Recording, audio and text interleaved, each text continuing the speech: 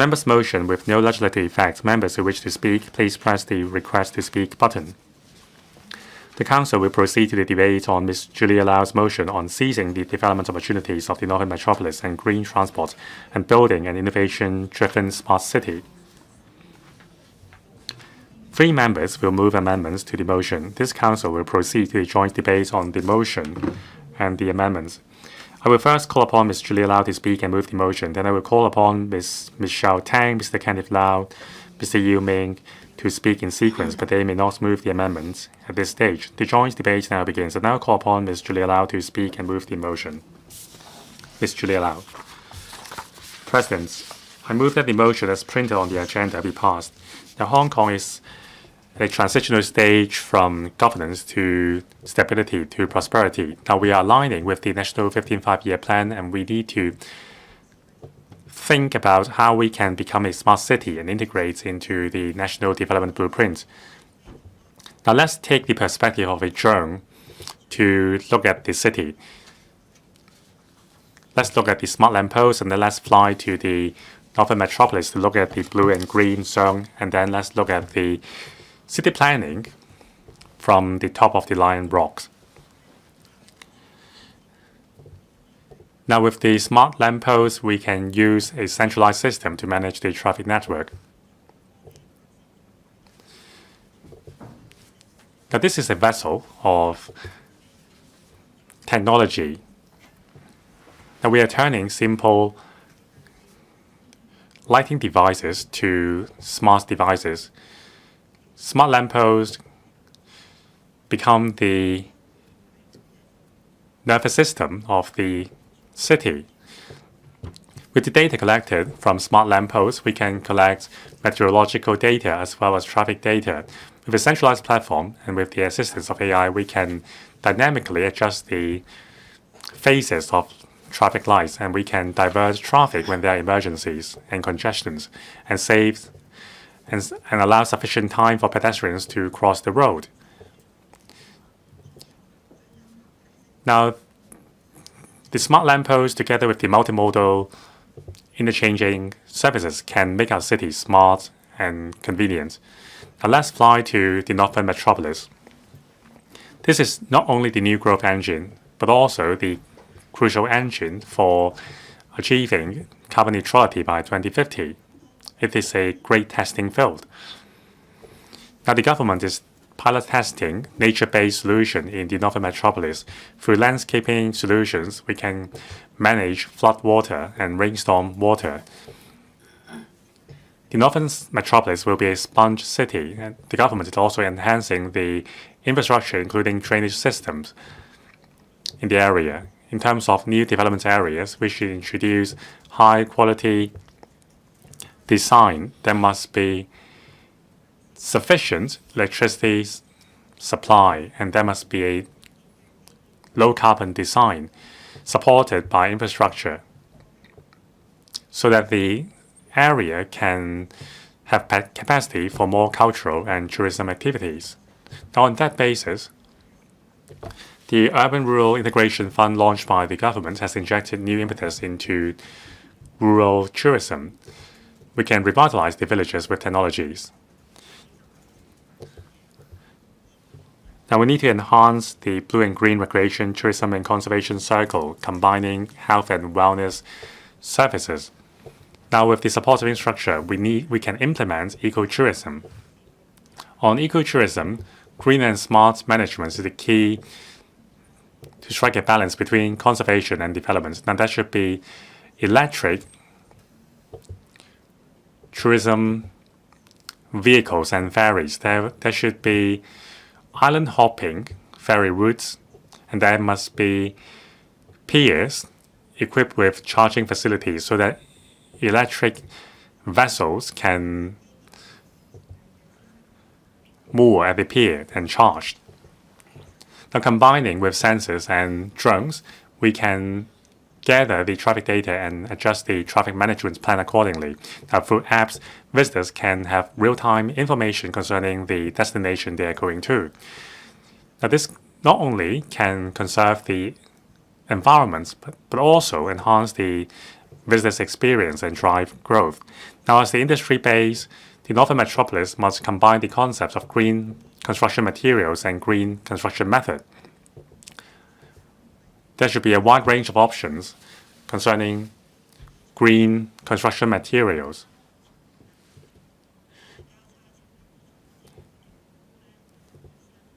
Now, we should use a glue lam or laminated timber, which is widely used in Singapore, the US, and other countries. Now, this should be a major direction of low-carbon construction. Now, the carbon emission from wood is much lower than metallic construction materials. So timber can reduce carbon footprints along the entire cycle. So we should use the NM as a pilot zone for using timber as a construction material. Now, by connecting with the Internet of Things network, we can have a centralized platform to control the temperature as well as the air quality in the area. Now, by adopting advanced construction materials, for example, NAMI concrete, we can drive the transformation of the construction industry. The Northern Metropolis has the potential to combine research, the academia, as well as the industry. There are a lot of scenarios. For example, the university town. It is not only a talent nurturing base. It should also become a research hub for advanced construction material. For example, low-carbon concrete, bio-based construction materials, and organic soil materials. Now, with nature-based materials, we can gradually replace construction materials with a high carbon footprint and enhance the ecological and environmental performance of buildings. Now, we can set up pilot zones in the Northern Metropolis for using these materials and enhance the speed of transformation of results. The NM should become a lab as well as a showcase for these technologies. Now, this will greatly enhance the transformation efficiency between the research sector and the industry.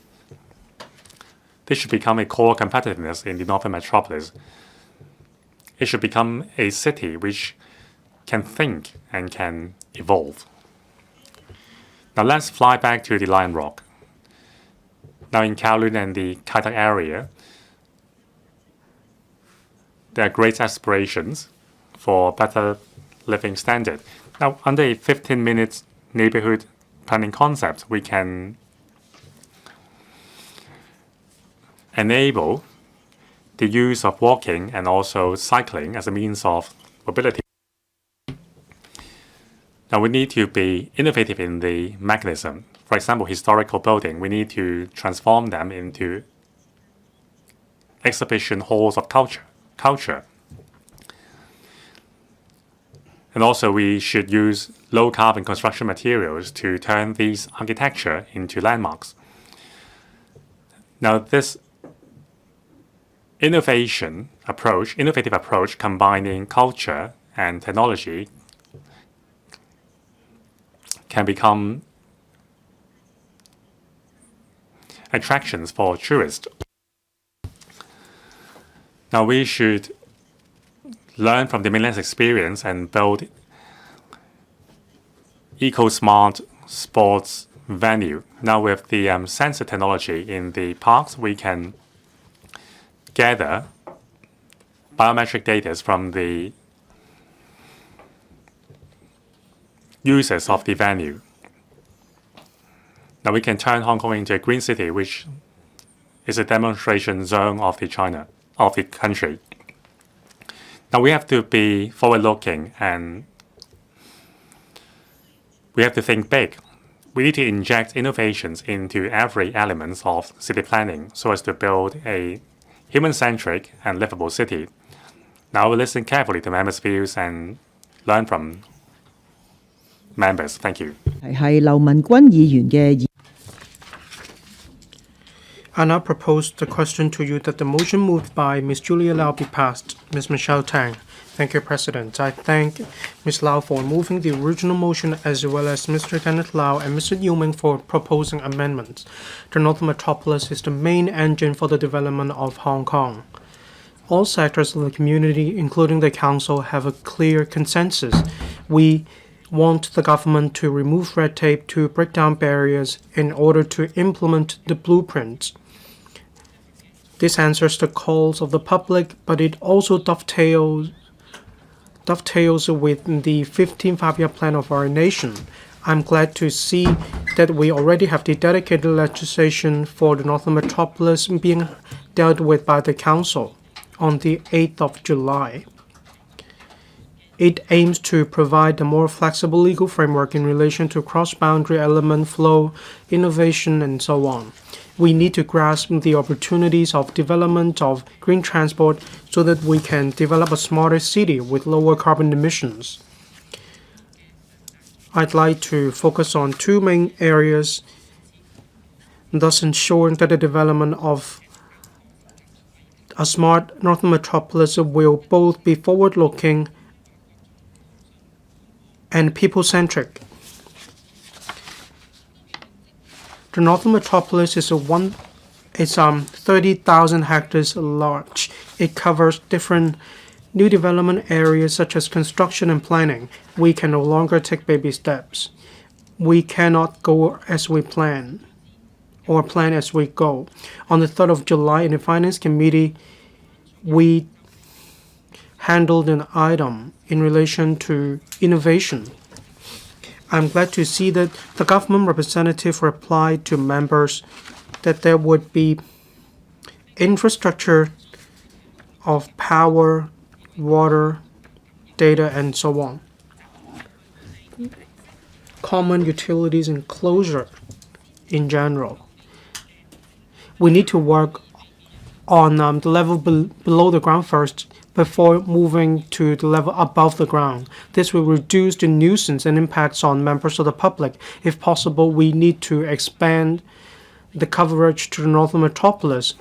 We need to provide better green infrastructure such as flood discharge facilities and so on. We need to make sure that all infrastructure is highly effective and balanced. Environmental protection, elderly care, big data, healthcare, we need to balance all these areas well. The total population of the Northern Metropolis will be 2.5 million. That is about 1/3 of the existing population in Hong Kong. We need to be people-centric and we need to pay attention to details. Take healthcare services as an example. We need to set up a GBA smart healthcare research and development base. We need to promote medical R&D as well as health management. We also need to enhance the exemption mechanism for gross floor area, GFA. We need to encourage developers to use green materials, smart design, and a smart home system. We need to promote carbon emission reduction as source. We must take action now, lest it should be too late. We need to incorporate into the design of the city barrier-free access. We also need to set aside sufficient land for the housing of seniors in Hong Kong. We also need to introduce more elderly-friendly designs in new buildings. Common utilities and enclosure, underground pipes to the level above the ground. We need to move step by step. The Northern Metropolis should not just be a new development area. It should be a demonstration zone. It needs to show how Hong Kong can leverage on institutional strength to remove red tape, to break down barriers, so that the NM will become a world-class smart community with sustainable development. Then all members of the public of Hong Kong will take pride in the Northern Metropolis. I so submit. I hope members will support my amendments. Thank you. Mr. Kenneth LAU. Thank you, President. The National 15th Five-Year Plan sets out that we need to build a beautiful China by promoting socioeconomic development in a comprehensive manner. We need to develop a smart and green light rail system and so on. According to Hong Kong Climate Action Plan 2050, the two main sources of carbon emissions are transport and electricity generation. About 80% of the total power supply. We need to dovetail with our national strategy and promote the application of renewable energies. We need to expedite the development of green transport development. I go along with the original motion on seizing NM development opportunities and promote blue-green tourism. I hope that members will bounce ideas off one another to explore how we can develop a system of green transport so that we can have more application scenarios of renewable energy. In my amendment, I refer to the development of a smart and green light rail system in Hung Shui Kiu, Ha Chun, and Yuen Long South New Development Area. The smart and green transit systems laid a solid foundation for the infrastructure in the locality. I hope that the administration will expedite research and development and extend the system to Santin Shampo Shu Wetland Conservation Park, including the blue-green ecological infrastructure as well as Robin's Nest Country Park. Green transport vehicles, smart and green light rail systems should support the heavy rail system in Hong Kong.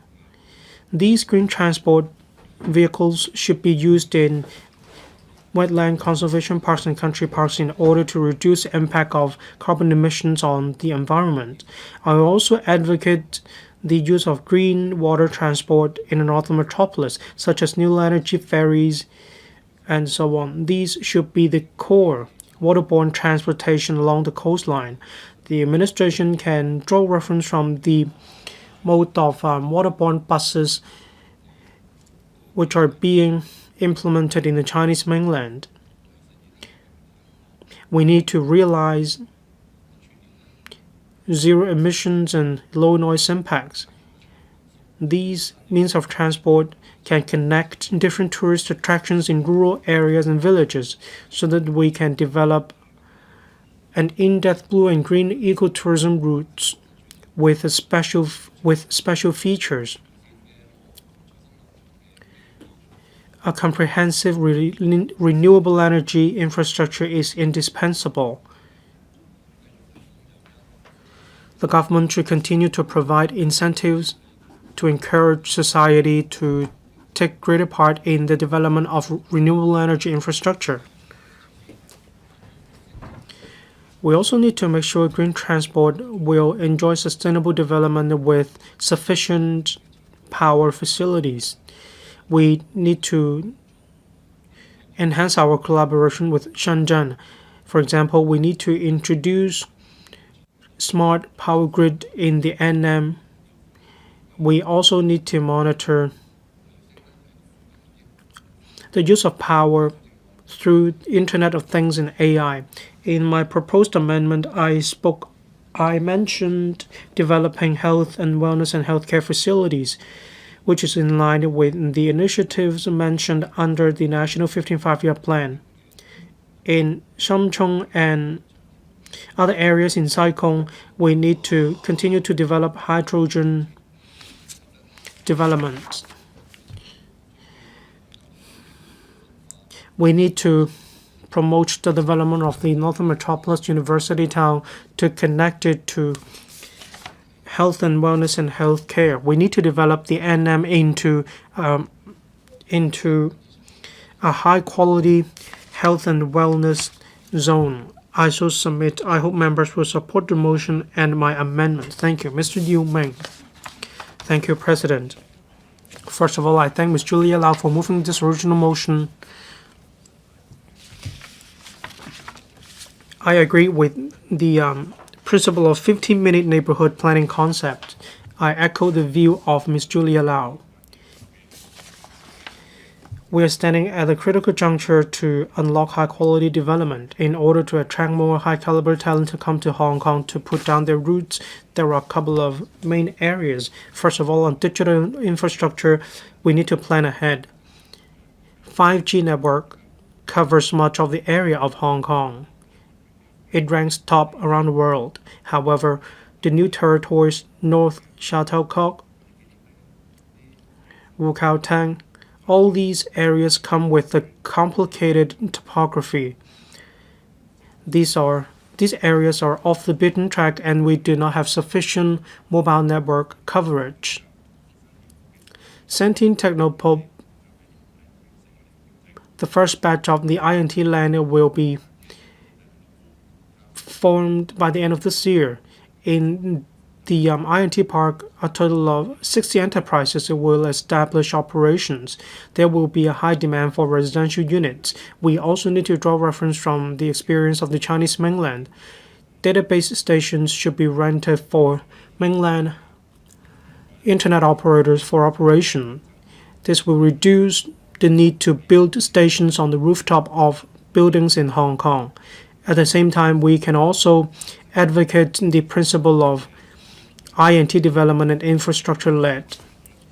On the 15-minute neighborhood planning concept under the blueprint, we have a tiered bicycle network. In Tin Shui Wai, the cycling tracks could not be connected to other area. There is also a serious paucity of parking spaces for bikes. There are uneven road surfaces in the area. That is why the government should expedite the pace of improving cycle tracks, so the members of the public will be more than willing to cycle to commute. This is exactly how we can further implement the 15-minute neighborhood planning concept. When it comes to blue-green ecotourism infrastructure, the Northern Metropolis is a the New Territories North is a low-lying area. It is subject to flooding, for instance. The drainage system is subject to significant stress. The red rainstorm warning on the 21st posed significant challenges. On the 7th of July, there were a total of 11 flooding cases, and on the 18th of June, a total of 19 flooding reports were received. These cases have been very serious, and the New Territories North always bears the brunt. If we want to develop a good development area that can rival the Harbour Metropolis, we need to promote the concept of the sponge city. The New Territories North Special Flooding Alert was set up in 1998. It's been about 3 decades. The development focus wasn't in the New Territories North. So we haven't yet been able to resolve the problem facing the New Territories North. We just issue special warning alerts. We need to improve the area. We also need to better develop the Northern Metropolis so that there would not be persistent flooding reports.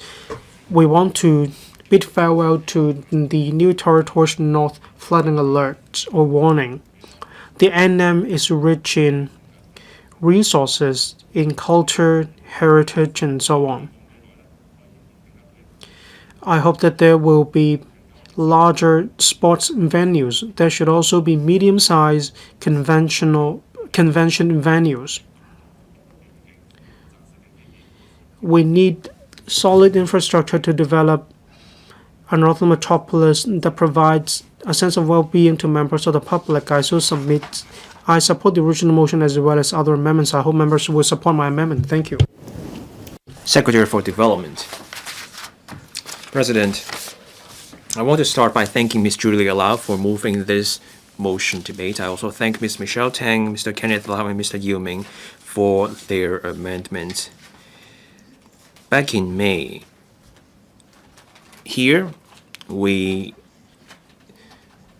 discussed the motion moved by Mr. Ming on blissful Northern Metropolis. Today we're here to discuss another aspect of the Northern Metropolis, and that is a smart and green NM.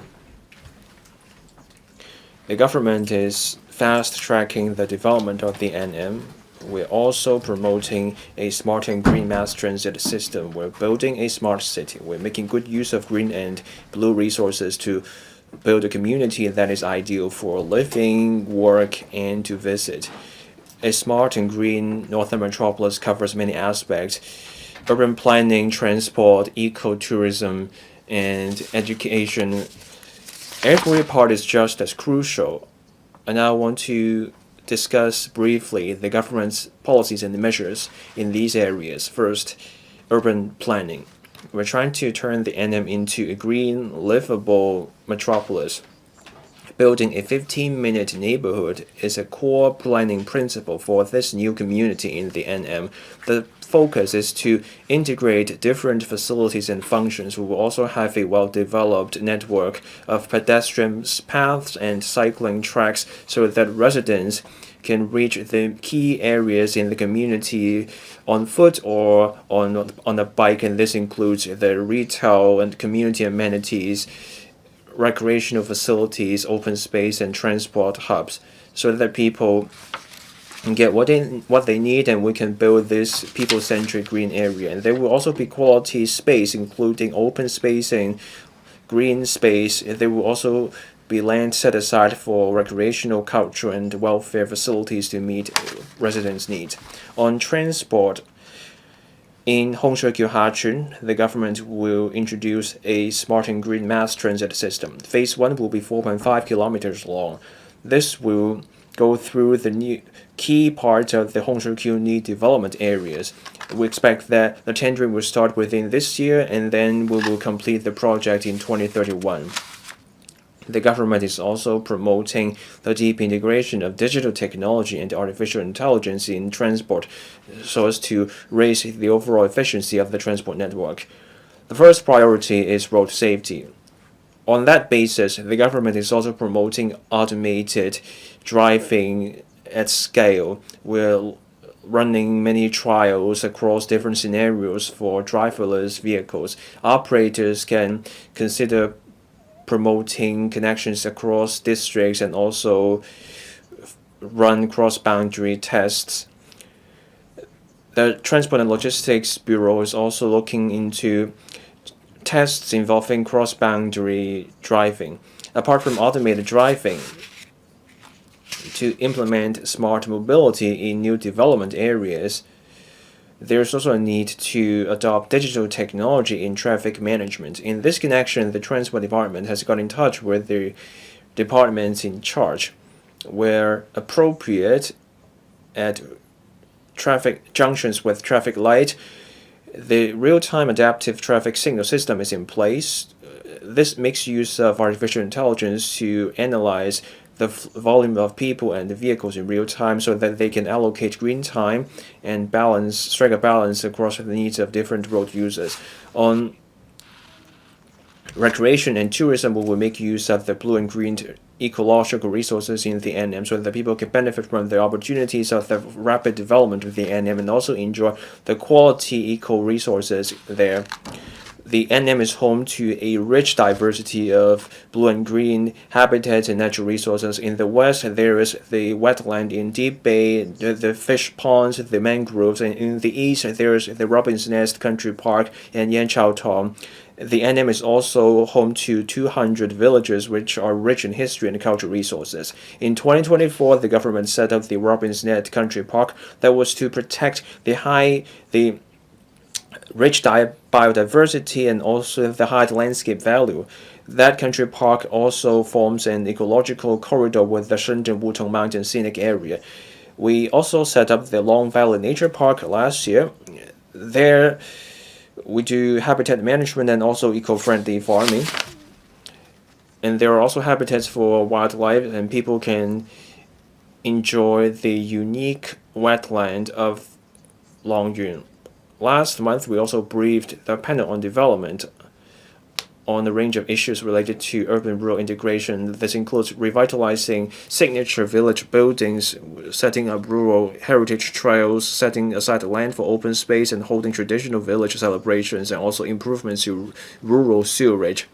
In pilot areas, we can allow the new tariff-exempted buildings to be converted into restaurants, retail facilities, shops, and even guest houses. And the agricultural land will be used for farming. We also set up the $200 million NM Urban Rural Integration Fund.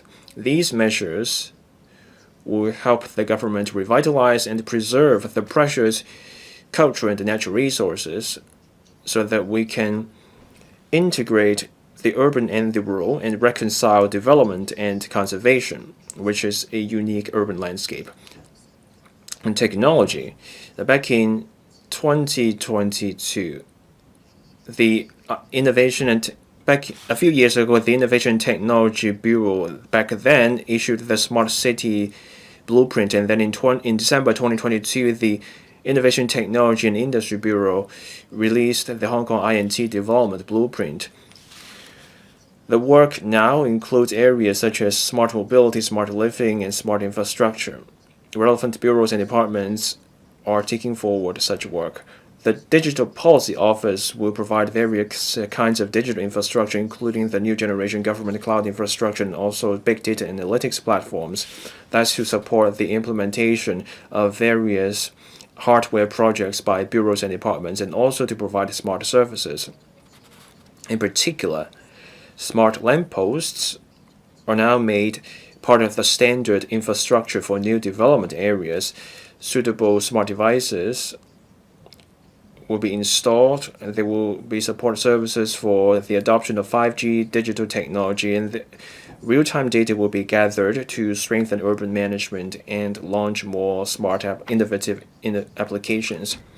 These projects cover many development items in the Northern Metropolis, including Kutong North and Fanling North New Development Area, the eastern section of the Fanling Bypass, the Loop, Hong Shou Haji New Development Area, and the Yulong South New Development Area, etc. I will now listen to what members have to say during the debate, and then in my closing remarks, I will give an overall response. Thank you. Mr. Chilawei, President, I speak in support of the motion moved by Ms. Julia LAU and other amendments. Concerning the development of the NM, the government has been accelerating the speed over the past few years. Last year, the entire decision-making structure has been enhanced. However, whether a home is livable and whether a city is well planned relies on advanced planning. Now, the CPPCC in Hong Kong has visited Xiong'an to study the experience. Now, the experience learned is that planning goes before construction and site formation. A lot of utilities have been laid underground, while the above-grade portion is reserved for greening. Everything is included in the initial layout. We'd rather spend more time in the preliminary design stage rather than wasting time afterwards. So that's the responsible approach to city planning. Now, that's the contrary to the new town planning model we have adopted in Hong Kong. Now, the Xiong'an area has integrated learning, residential, and research facilities. Now, there are shared laboratories and research platforms among universities, so that industries and research teams can work together in the same space. Now, we should apply that in the university town in Hong Kong.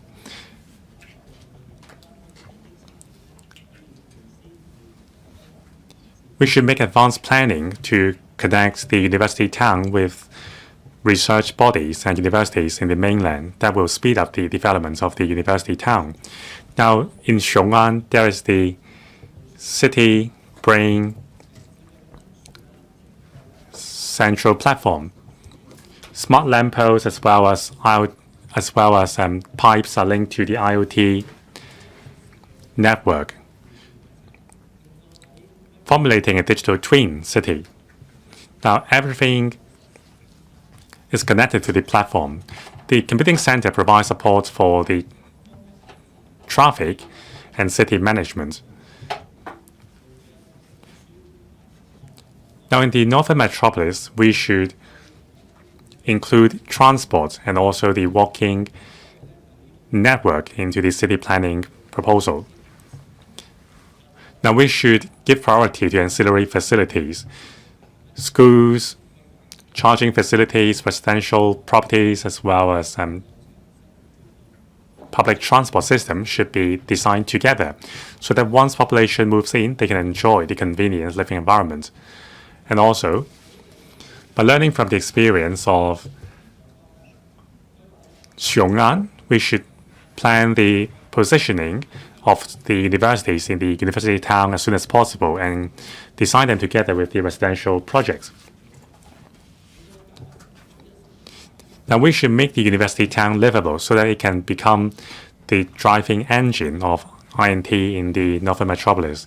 Now, learning from the city planning, city analytic platform in Xiong'an, we should build a similar centralized digital platform in the Northern Metropolis, combining construction data, traffic data, and environmental data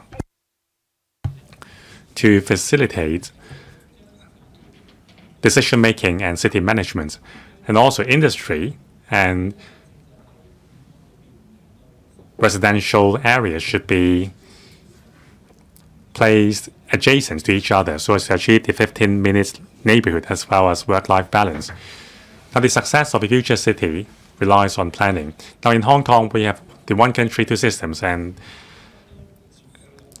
connectivity with the world. There is much potential to make the Northern Metropolis a livable city which connects to the country and the world. Ms. Lin Chik, President, Hong Kong is steadily formulating the first 5-year plan. This is a new milestone. This is not just a blueprint, but also a crucial step to align with the national 15th five-year plan. The nation's 15th five-year plan stipulates that we need to modernize the public transport system and enhance city planning. Now, to align with this national strategy, we have to go deep. And we can't just come up with random solutions. We need to take into perspective the development of NM as well as the renewal of old districts so that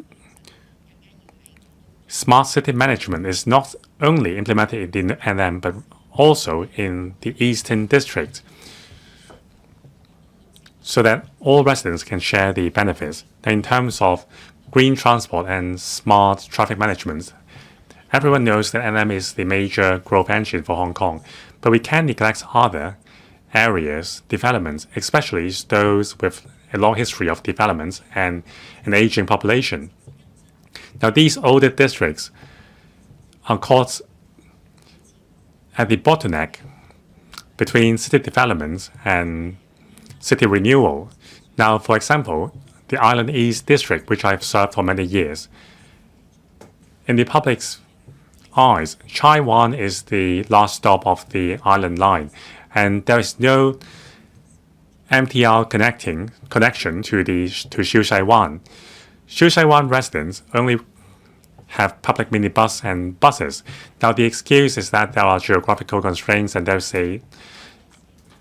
insufficient population there. But that's just an excuse that would only lead to a vicious cycle. We need to correct this in the first 5-year plan.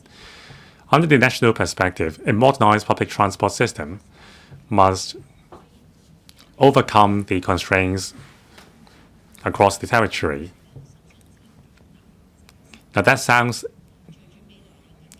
lofty, but I think with a will, we can implement the measure.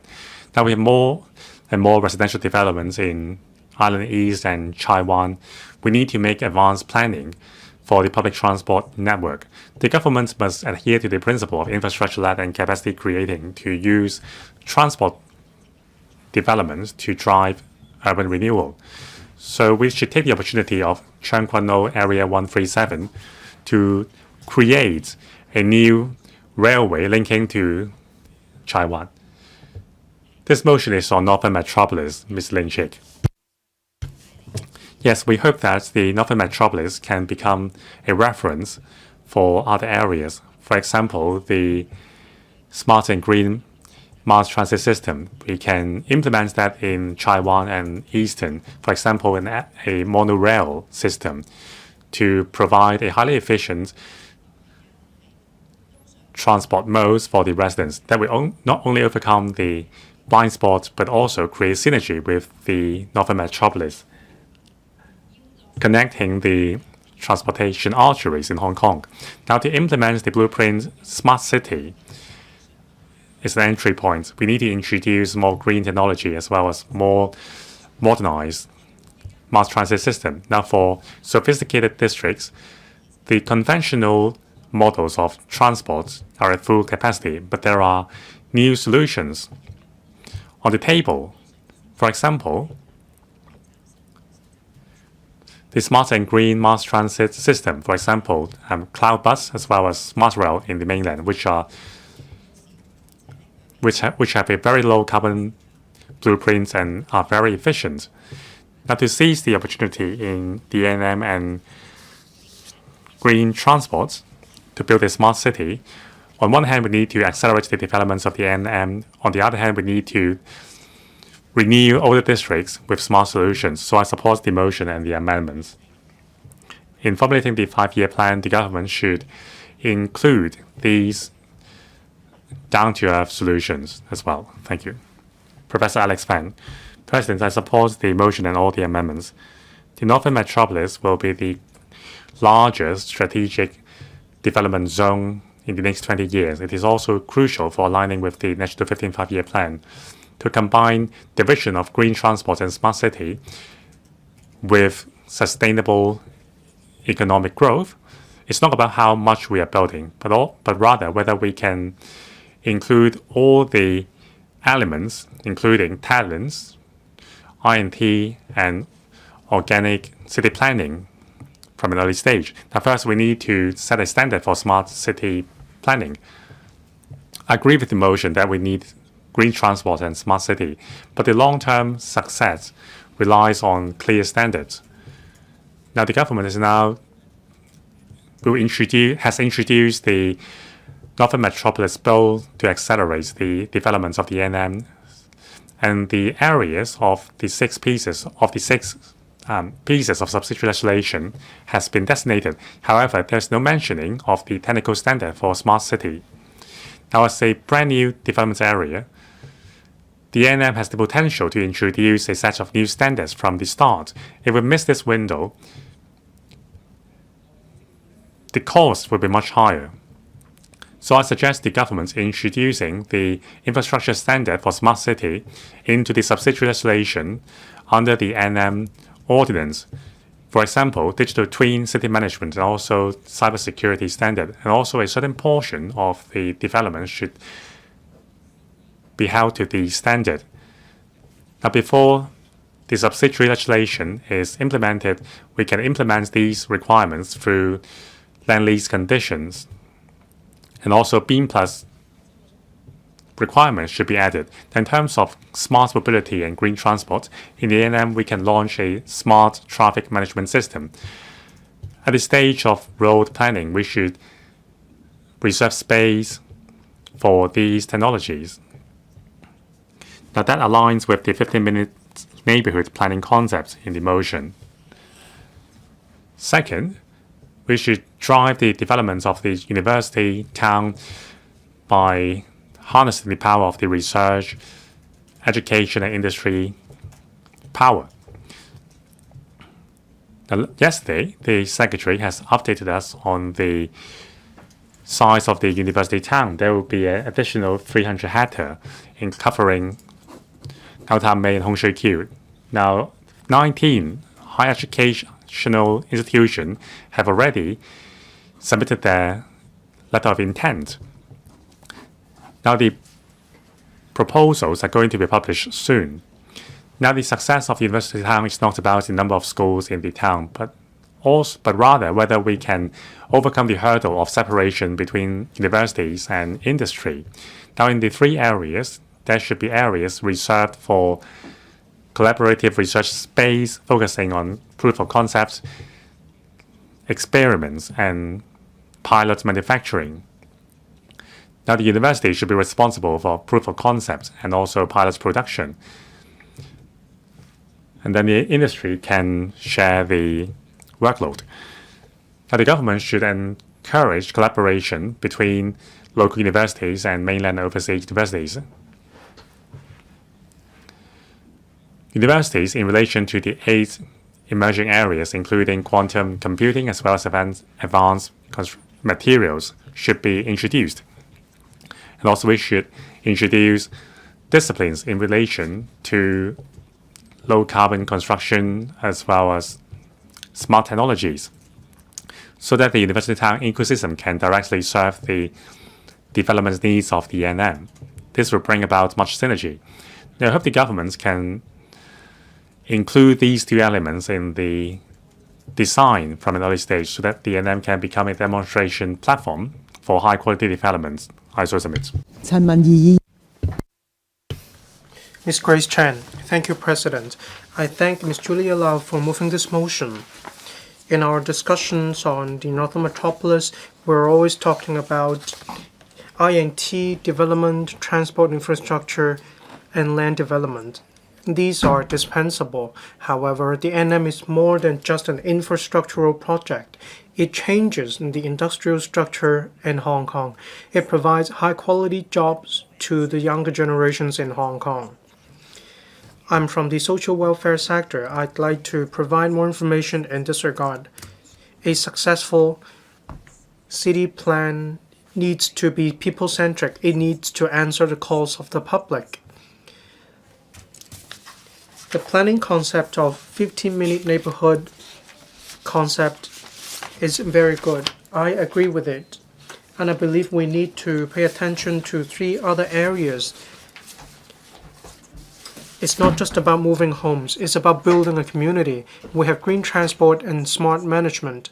When we want to adopt intelligent means to manage a city, we also need the same to manage the transition or the moving of people into this new neighborhood. NM development affects a lot of people. In Fanlang,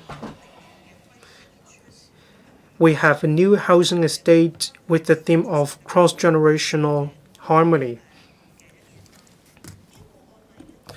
This example in Fanlang shows that a unit is not just a unit.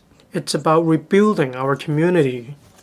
So in the process of redevelopment, if we can enlarge the community network of members of the public, or if we can allow seniors to stay within their community, then this policy will be people-centric and there is a sense of human touch to it.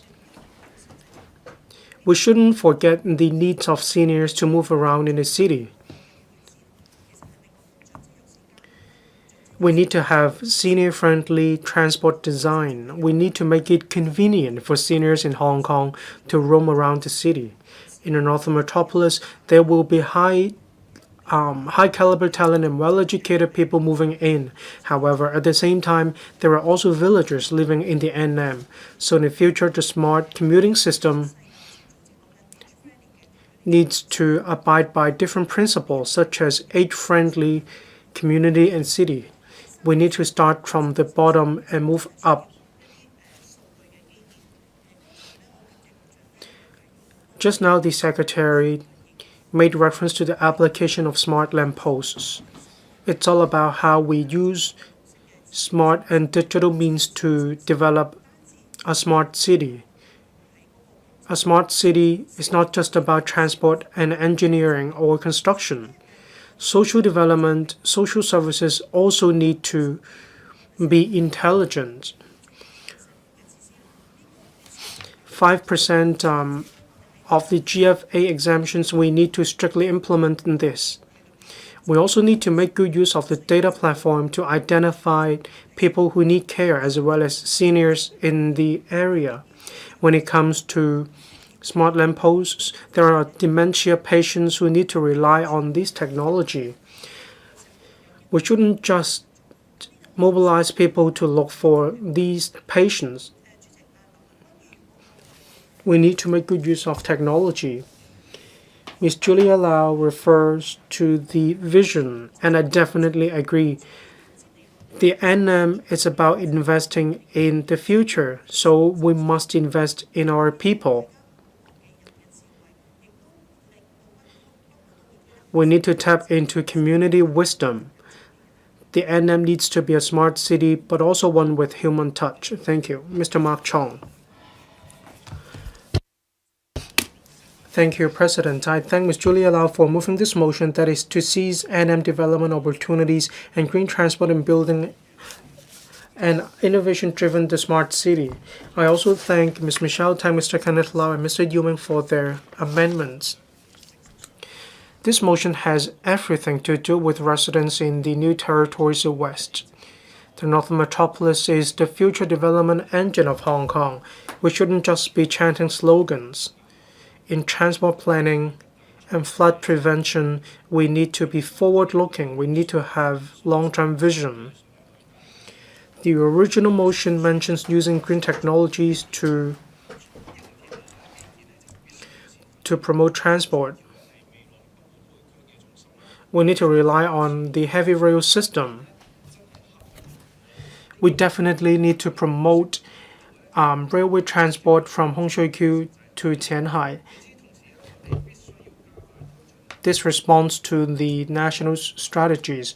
We also need to connect Hongshui-Q to Sunny Bay. We need to build a transport artery across Hong Kong. This is exactly how we can ease the traffic load on Tuen Ma line. We need to develop a light rail system, and this should not affect road traffic. Otherwise, pedestrians and vehicles will only compete for right of way on the roads. We also need to promote transport interchange. There should be concessions provided to residents using this mechanism for interchange. In addition, we need to promote urban-rural integration. We need to make good use of blue-green ecological infrastructure. I'd like to speak on Mr. Ming's amendment. That is, we need to improve drainage systems and river management. In the New Territories North, there are a lot of river networks, and they are subject to extreme weather. There was a torrential downpour that is seen only once in 500 years. The rural area bore the brunt, and they suffered extensive damage. We shouldn't just focus on the prosperity of our city. We also need to make sure the drainage systems work in Hong Kong. We need to protect areas that are prone to flooding. Ms. Michelle TANG mentioned in her amendment that we need to improve infrastructure such as communications, pipeline networks, and green buildings. We must move away from the old standards. We need to set up new standards according to the latest, more frequent extreme weather. The government should improve river networks and drainage systems. The government should use smart sensors and the Internet of Things to monitor any changes in water levels using big data. Whenever there is a downpour, adjustments should be made in no time. Post-disaster relief should also be provided immediately. Blue-green ecological infrastructure needs a high level of city resilience. We need to make sure that water could be discharged as soon as possible. We need to have a concept of the sponge city. Otherwise, we could not reduce the impact on members of the public. A real smart green city needs a comprehensive railway network with interchange concessions. This should form the backbone of a smart city. We also need a very resilient flood discharge system. I support the original motion and the 3 amendments. Thank you. Augustine Wong, thank you. I declare that the company I work for owns land in Northern Metropolis and other development projects. I speak in support of Ms. Julia LAU's mention on seizing NM development opportunities and green transport and building an innovation-driven smart city. I also support other amendments. The State Council published the 15th Five-Year Plan of building a beautiful China. We need to promote green and low-carbon transformation to improve ecological governance to build a beautiful China. This shows the high level of importance the country attaches to environmental protection. We are part of our country. We need to incorporate environmental protection concepts into our development. We need to improve air quality. We need to reduce noise, thereby creating a city that is ideal for people to live in. The Northern Metropolis is the future of Hong Kong. It is a future development area. A good green transport system is all about walking and cycling. There is no carbon emission, no pollution whatsoever. This is environmentally friendly. However, if we need to encourage members of the public to cycle more, we need a comprehensive plan. The original motion touches upon the 15-minute neighborhood planning concept. This is crucial. We need to provide sufficient convenience for members of the public to cycle from home to work as well as to other cultural and recreational venues. I believe that the administration should make good use of the Northern Metropolis planning to improve existing districts such as Tin Shui Wai.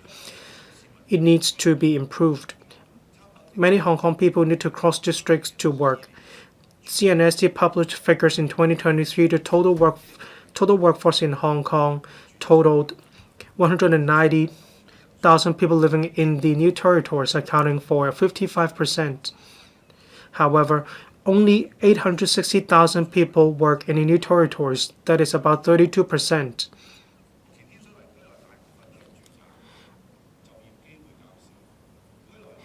Most of the buildings in Tin Shui Wai are residential units. Many residents living in Tin Shui Wai need to cross districts to work. When the government develops transport networks in the NM, I believe they should connect the NM to Tin Shui Wai. We need to provide convenience for Tin Shui Wai residents to travel from Tin Shui Wai to the NM. We need to shorten the time it takes them to commute. The Tin Shui Wai station of the 2-mile line is located in the southern part of Tin Shui Wai. It's quite far from the main area of Tin Shui Wai.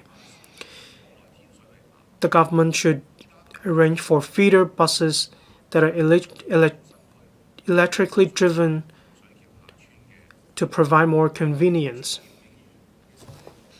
Mr. Ming mentioned in his amendment that we need to improve pedestrian and cycling networks. I echo his views.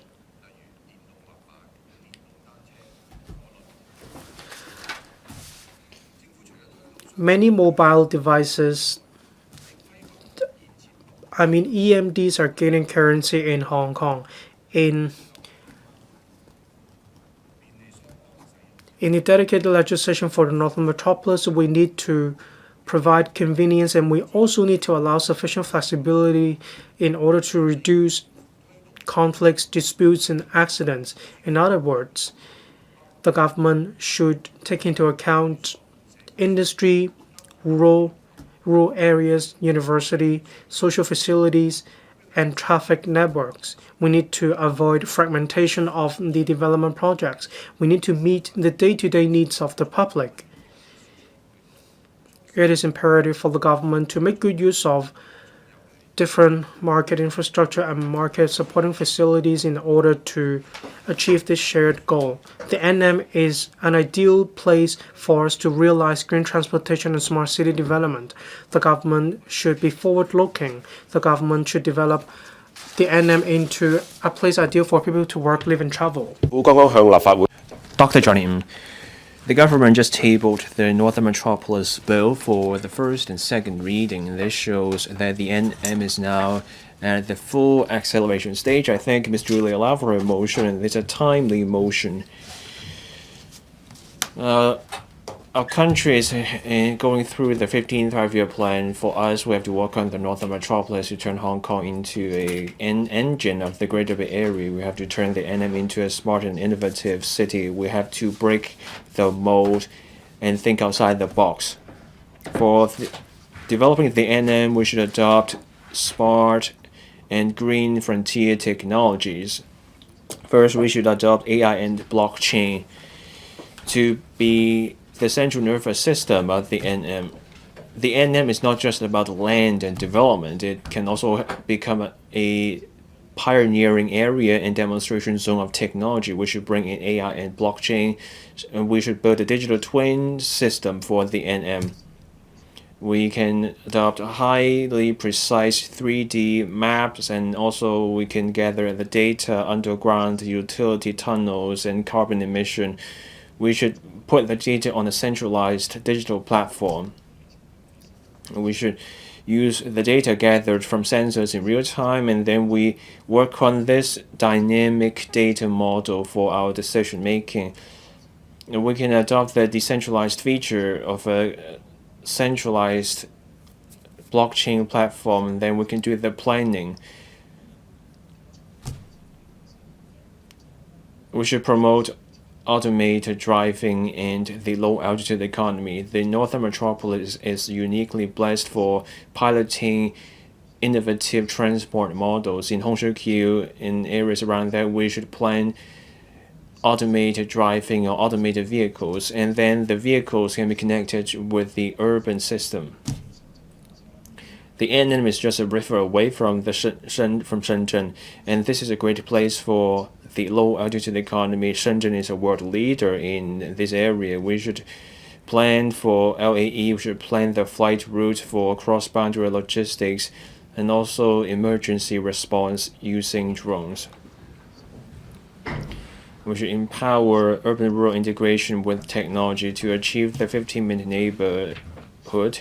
We should make the most of the blue and green resources such as the wetland, the fish ponds, and the walled villages. We can use big data to analyze people's commuting and spending patterns, and then we can plan education planning, retail. We can use the mini-grid system to integrate different energy systems so that we can achieve power sharing and coordinate carbon reduction efforts. And the technology can also be used for guided tours. Building a smart city is more than a slogan. It's a key effort for Hong Kong's future competitiveness. We should seize the opportunity of and we should use digital transformation to develop our city. So submit. Ms. Jody Kwok, Mr. Deputy, when we talk about a smart city, people think of skyscrapers and other cutting-edge technologies. But people are also deterred because they struggle to use the technology. Creating a smart city is about putting people first and improving people's lot. And people joke about people loving the people loving to work, and they talk about how long it takes for them to commute to work. So I want to talk about governance, infrastructure, and people. I want to talk about smart mobility and accessibility for all, so that Hong Kong can become truly a place ideal for living. First, universal accessibility. The Transport and Logistics Bureau released their transport blueprint that proposed a 15-minute neighborhood. This concept is a vision about making life easier for people. The government is also looking to amend legislation for the safe use of electric mobility devices, and this is a great opportunity for smart mobility. But let's think about that, how that works for the public. The vision is not as good. The reality falls behind the vision. In the new territories, network coverage is a problem. And when people ride the bike, they have to dismount every now and then. They have to park the bike and then walk to the MTR station. That's time consuming and inefficient. There's vast space in the Northern Metropolis for us to plan the roads, but then for the older districts, those districts are short of pedestrian facilities. There are potholes on the road, the pavements are narrow, and people have to walk on the carriageways. People may also be short of barrier-free facilities near where they live, so people going out with seniors and children are having a hard time. Look at the heat and the downpours in summer, and these people are having a hard time. If the walk on the pavement is such an uphill battle, then the city is by no means smart. So we have to improve the pavements and the biking facilities. We should also set aside zones for low-speed traveling, and we should ensure smooth roads. We have to ensure the commuting is a smooth experience. Next, I want to talk about smart mobility. Hong Kong is home to a huge population and a large number of vehicles, so this is why traffic management is needed. I welcome the adaptive traffic light signal system introduced by the Transport Department. This gives us data. Now, this system allows us to analyze the volume of people and vehicles in real time, and this can shorten travel time by 5 to 10%. People can experience the difference. 1 minute saved in the congestion makes life easier for people. This scheme will be extended to cover 50 junctions with traffic lights, and then people will be able to experience the ease provided by technology for commuting. The building of smart roads is also proceeding in parallel. The Transport Department told us about smart roads in the NM. Take the Chiang Mai control point as an example. At the end of 2024 on Tin Kau Bridge, there was a pilot project for smart roads. There was an automated detection system for road incidents. AI provided 24/7 surveillance of the road surface when there is a traffic accident or when there's something unusual about a vehicle that's not moving. The staff are alerted, and then the speed limits are adjusted.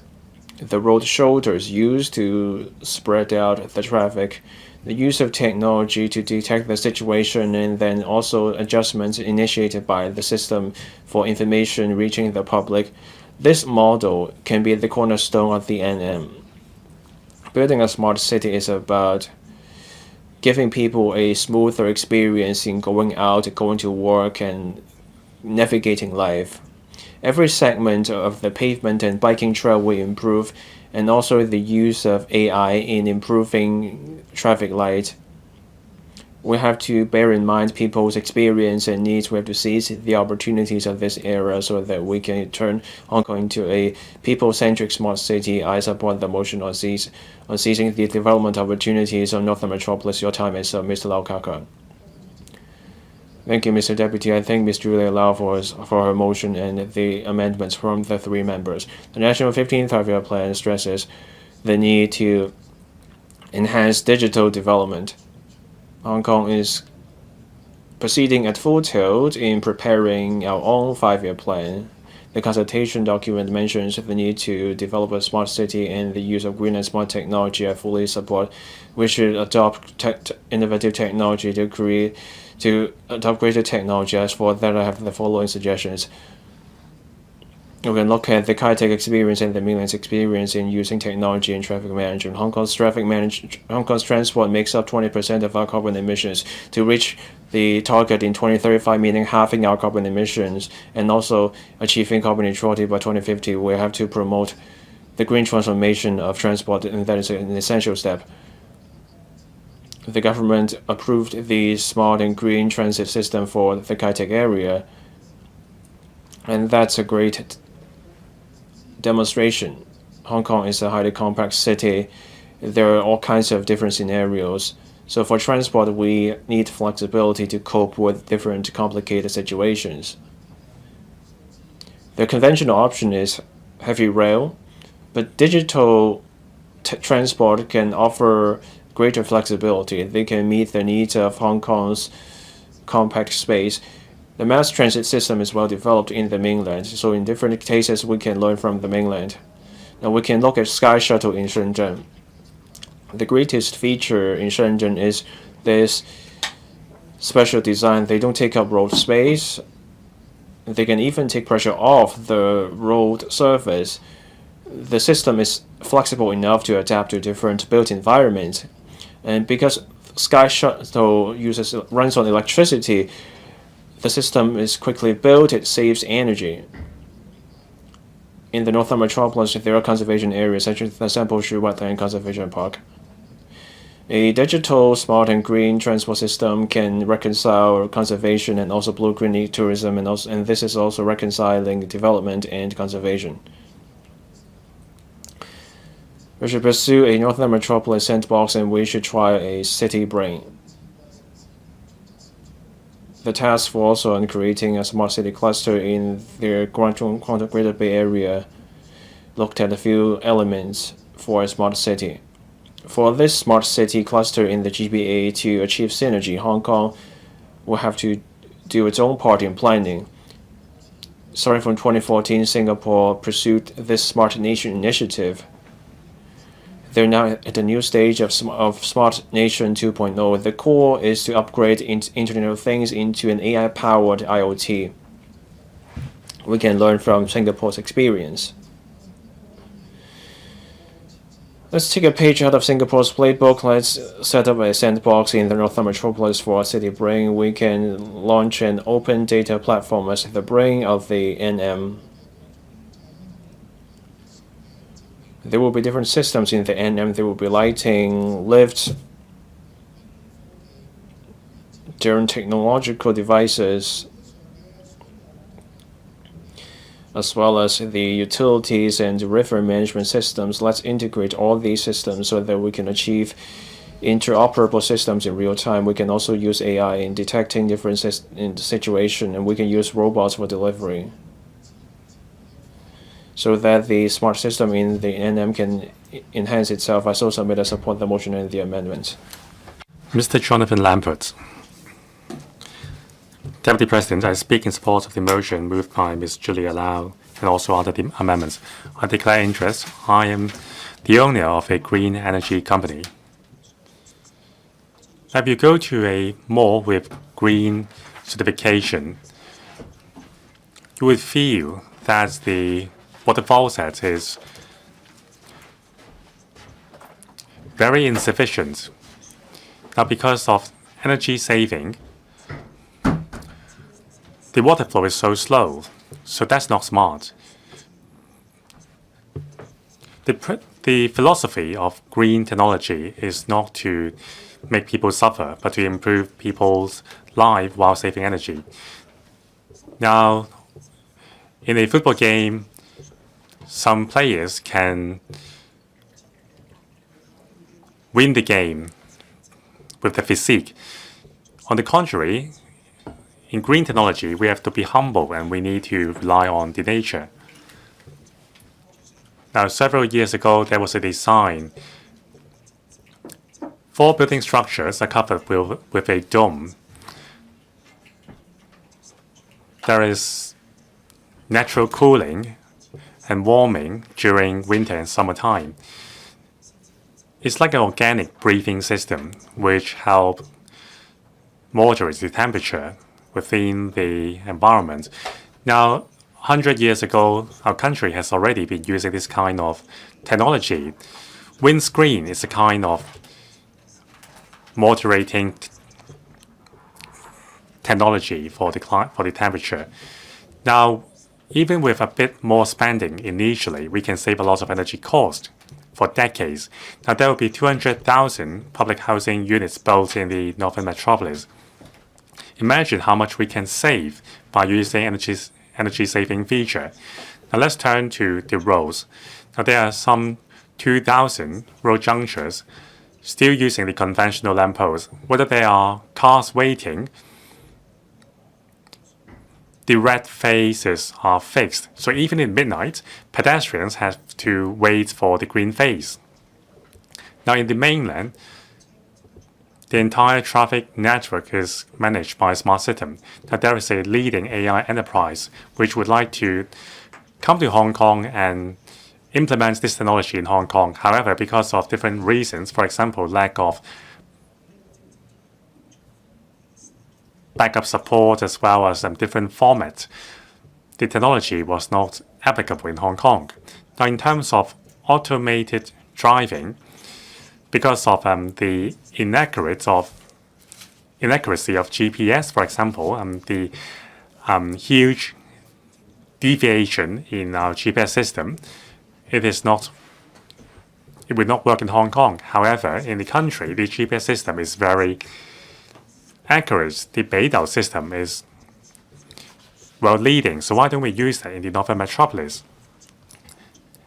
Now in Hong Kong, to use technology features in all the districts, first we have to overcome the hurdles of insufficient infrastructure. So we need to change our mindsets in developing the Northern Metropolis. We need to adopt mandatory standards in the Northern Metropolis. We need to write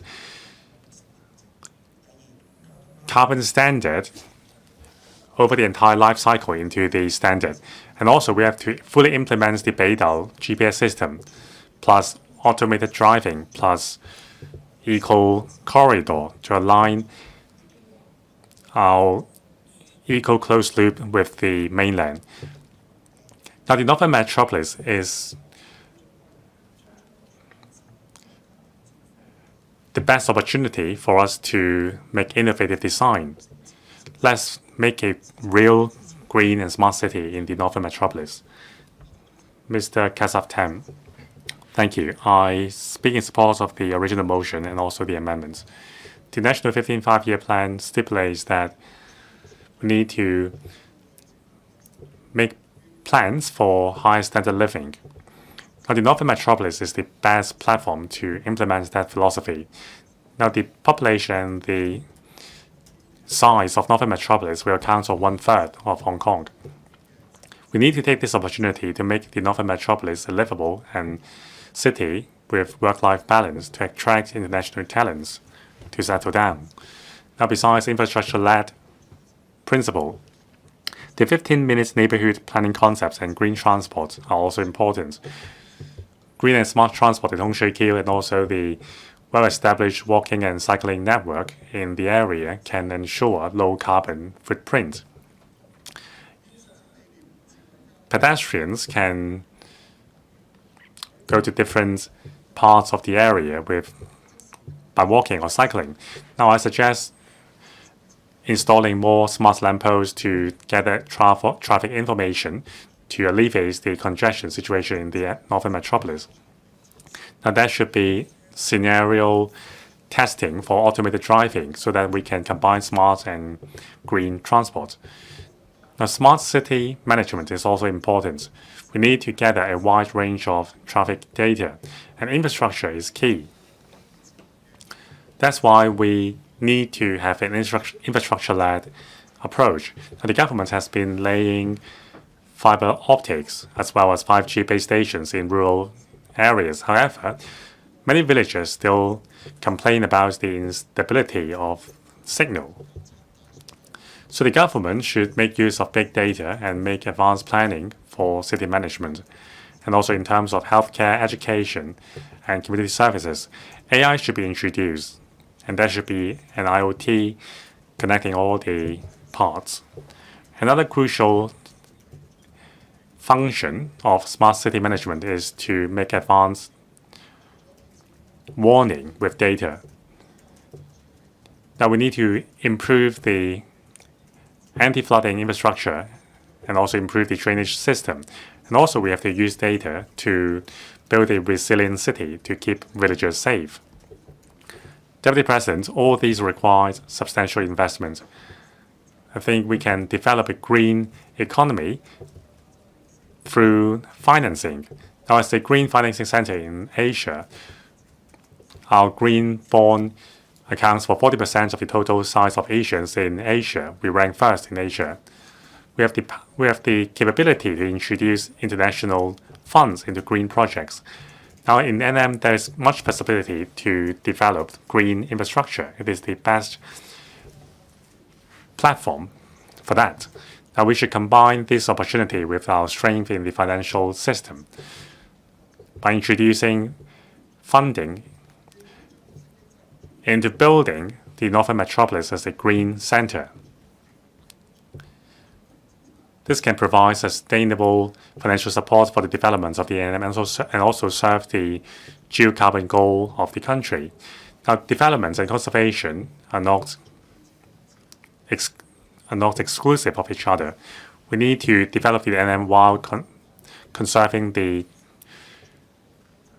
treacherous resources. Now, only a green metropolis with equal balance on development and conservation can keep talents. I so submit. Mr. Chen Siu-hong. Thank you, Deputy President. I speak in support of Ms. Julia Lau's motion on seizing the development opportunities of the NM and green transport and building an innovation-driven smart city. I also support the amendment. The National 55-year plan stipulates that we need to accelerate the development of the NM. It shows the country's importance attached to the development of NM. It is also the strategic platform for integration with the country's development. Now, in the inspection visit, Director Xia Baolong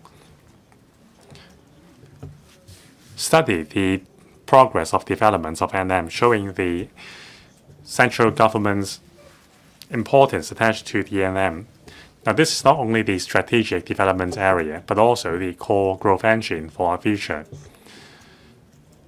With the high-quality development of the NM, we can create synergy with the mainland cities in the Bay Area and create unprecedented opportunities. Now, digital twin is necessary in developing the NM. By harnessing the power of big data and AI, we can create a 3D avatar for the city. Now, combined with the low-altitude economy, we can have much opportunity here. Now, this industry is a pillar industry in the country. It combines green transport as well as environmental protection and big data and AI. It is the breakthrough point for our 5-year plan. We need to regularize the low-altitude economy. The key is to build a fully digitalized low-altitude traffic management system, or in other words, a sky brain. Now, we should build a SMATMS, that is a low-altitude smart management system, and there should be data sharing between the sky and the ground, so as to support the highly effective low-altitude traffic in the Bay Area. Now, the NM is very close to the Bay Area. Now, this should become the demonstration zone of low-altitude economy in the Bay Area, and also a keynote for aligned rules in the area. Now, that should be a pilot area in the sky to pilot the alignment of rules. And there should be a air traffic corridor demonstration zone, and there should also be standard in terms of takeoff and landing ports, as well as sharing of meteorological data. We should first test pilot drones which carry goods, and then passenger carrying drones, and then we should review the rules concerning air worthiness as well as other technical parameters. We should duplicate the successful experience in the Bay Area and promote the GBA standard to the world and support the low altitude economy stakeholders to go global. Now, this is a paradigm shift. The NM is a key node for more rapid railway development. It is also an opportunity to export our standards to the Bay Area and also to the world. Now, in terms of hydrogen certification standard, there is not a unified standard for certifying hydrogen in the world. Now, Hong Kong has already been involved in the country's standard setting for hydrogen. Now, we can help the country to establish a hydrogen standard which is in alignment with the world, leveraging Hong Kong's advantage as a super value adder and connector. Now, in terms of low altitude economy, as an aviation hub and an I&T hub, if we can create an air corridor in the NM, then with the real world data, we can create a standard framework for low altitude economy in the NM to help the country seize the initiative in developing low altitude standard. Thank you. Mr. Andrew Yao. Thank you, Deputy President. Smart city development, I&T talent, AI, these are very important.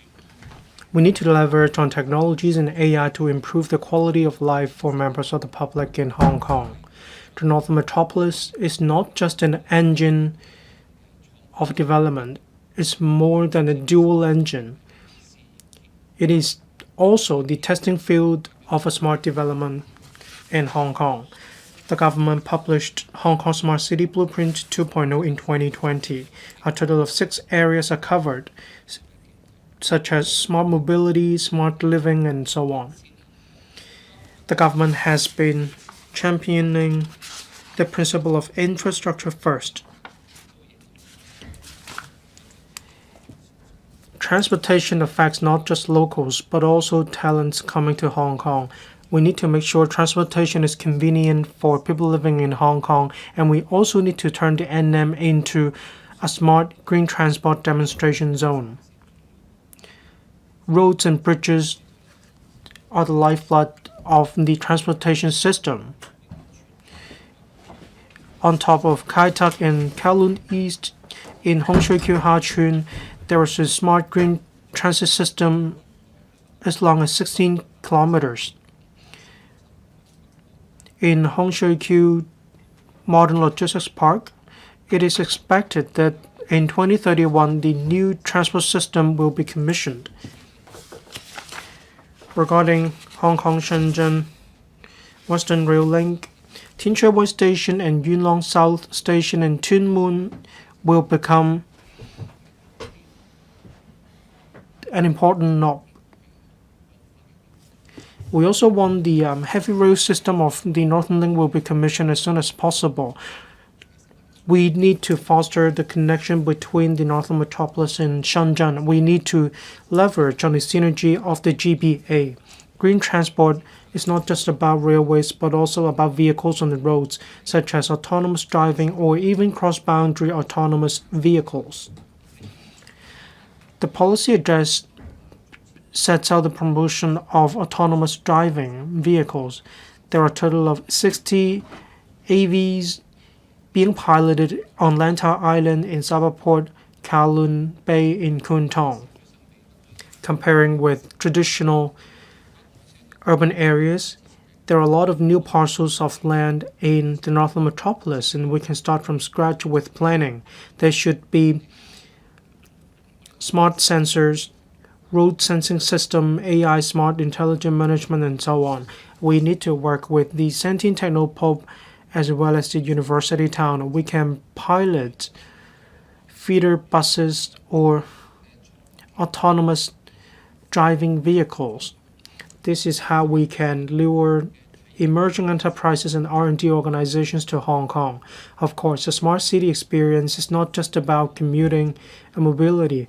I also suggest that the government provide more application scenarios of digitalization. The government can start with public services. We need to provide more application scenarios, and then we need to attract more technologies to be introduced to Hong Kong. I believe universities and enterprises in the Northern Metropolis will thank the government. As a city that is highly appealing and charismatic,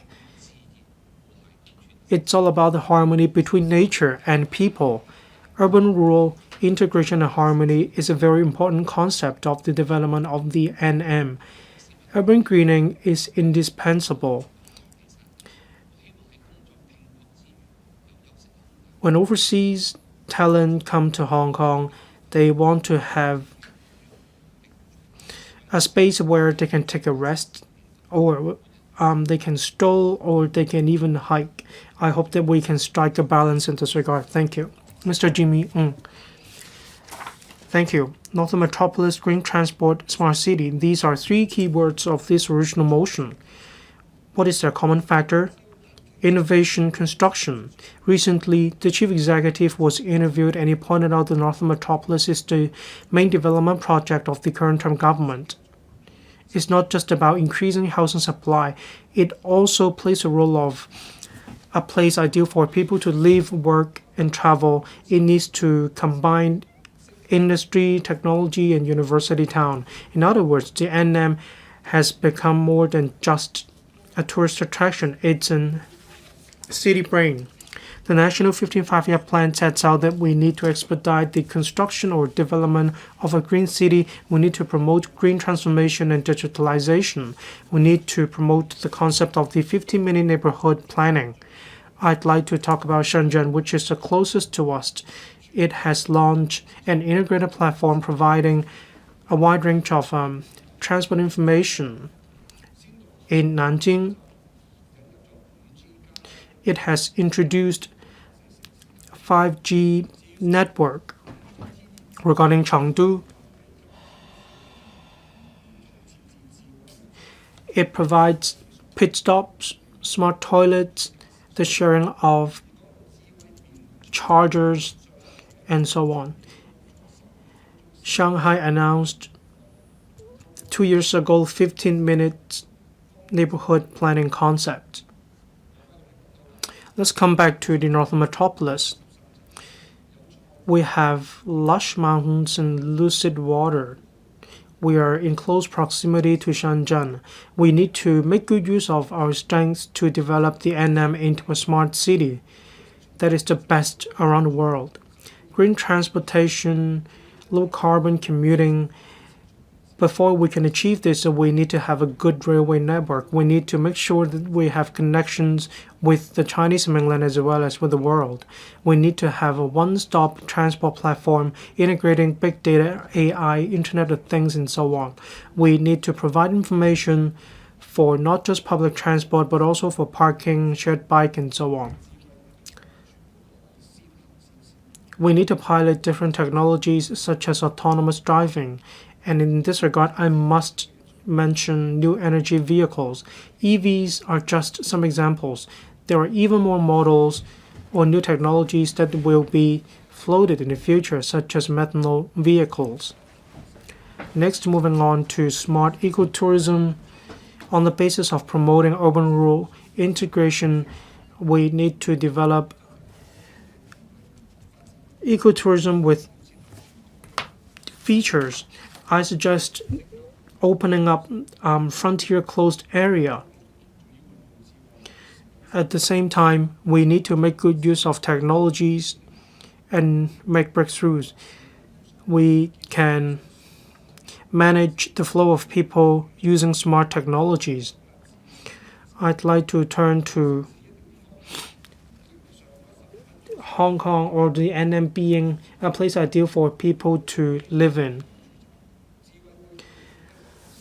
The model of Shanghai can actually be replicated. Each community needs to be equipped with sufficient supermarket, wet market, clinic, library, community centers, and sports venues.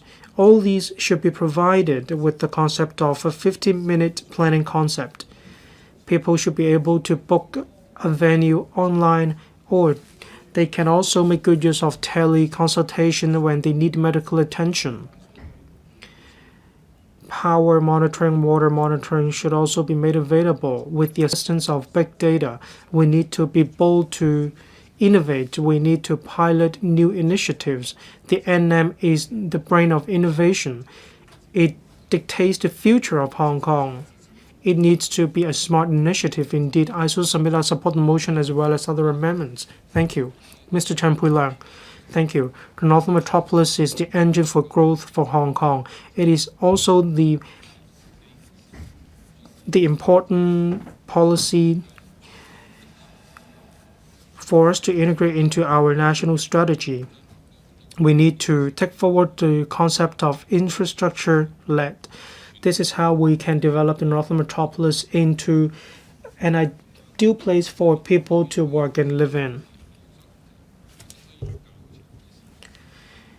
It might take a longer time before we can devise a system to collect real-time data.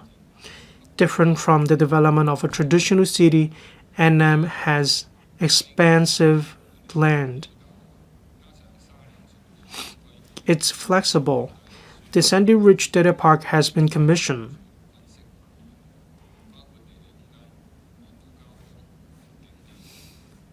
Meteorological data, air quality, environment, energy, facilities, all these information is available. This has removed the mentality of departmental silos. We need to incorporate flexibility when it comes to planning, and we also need to do well in network infrastructure. If we need to support significant supercomputing power, we need sufficient power.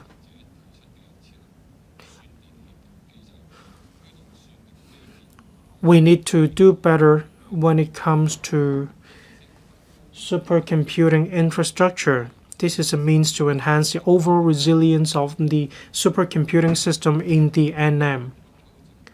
I suggest that this be incorporated into the first 5-year plan of Hong Kong. The NM is close to Guangdong. There should be more collaboration to introduce cleaner energy to Hong Kong, including nuclear energy and renewable energy. This will reduce carbon emissions so that we can achieve carbon neutrality by 2050. I also agree with members in relation to amendments. That is, we need to develop the NM into a place ideal for people to live in. We also need to enhance health and wellness facilities in the NM. I believe we need to make good use of the strengths of the NM to provide elderly health services and develop health and wellness services. We need to actively promote drone technologies such as accompanying seniors with AI and health monitoring in order to reduce the costs. There will be a third medical school in the NM. There should be more policies and financial incentives to be provided. We need to provide more options for seniors when it comes to elderly care services. The NM has a large area. Hong Shui-Q, Ha-Chun, NDA will see a new smart green mass transit system. I suggest at the same time the NM should harness hydrogen energy to develop green energy. The National 15 5-year plan says that hydrogen energy is one of the main focuses, and Hong Kong should grasp the opportunities in order to make it happen. We need to drive green transformation and upgrading of the green transportation industry. However, the operational costs remain high. There is also a lack of infrastructure. In order to encourage the industry to pilot the application of new energy, I suggest that the government should enhance the approval mechanism of cross-departmental energy working group. There should also be and expansion of the subsidy scheme. Hydrogen facilities should be provided in areas with higher traffic. Thank you. I support the motion. Mr. Hong came in. Mr. Deputy, I support Ms. Julia Lau's motion and all amendments. There's a poem from the Tang Dynasty poet Wang Wei. This poem perfectly captures the Northern Metropolis, and it also sets out my expectations. I hope that the project of the Northern Metropolis can start soon and proceed at pace. That will correspond with the vibrancy in the poem I just cited. We're now at a critical stage with the National 15th Five-Year Plan setting out a blueprint about green and low-carbon development. We have to move in lockstep with our country's plan. We should set out a smart and green city blueprint for the Northern Metropolis. This can improve people's lives.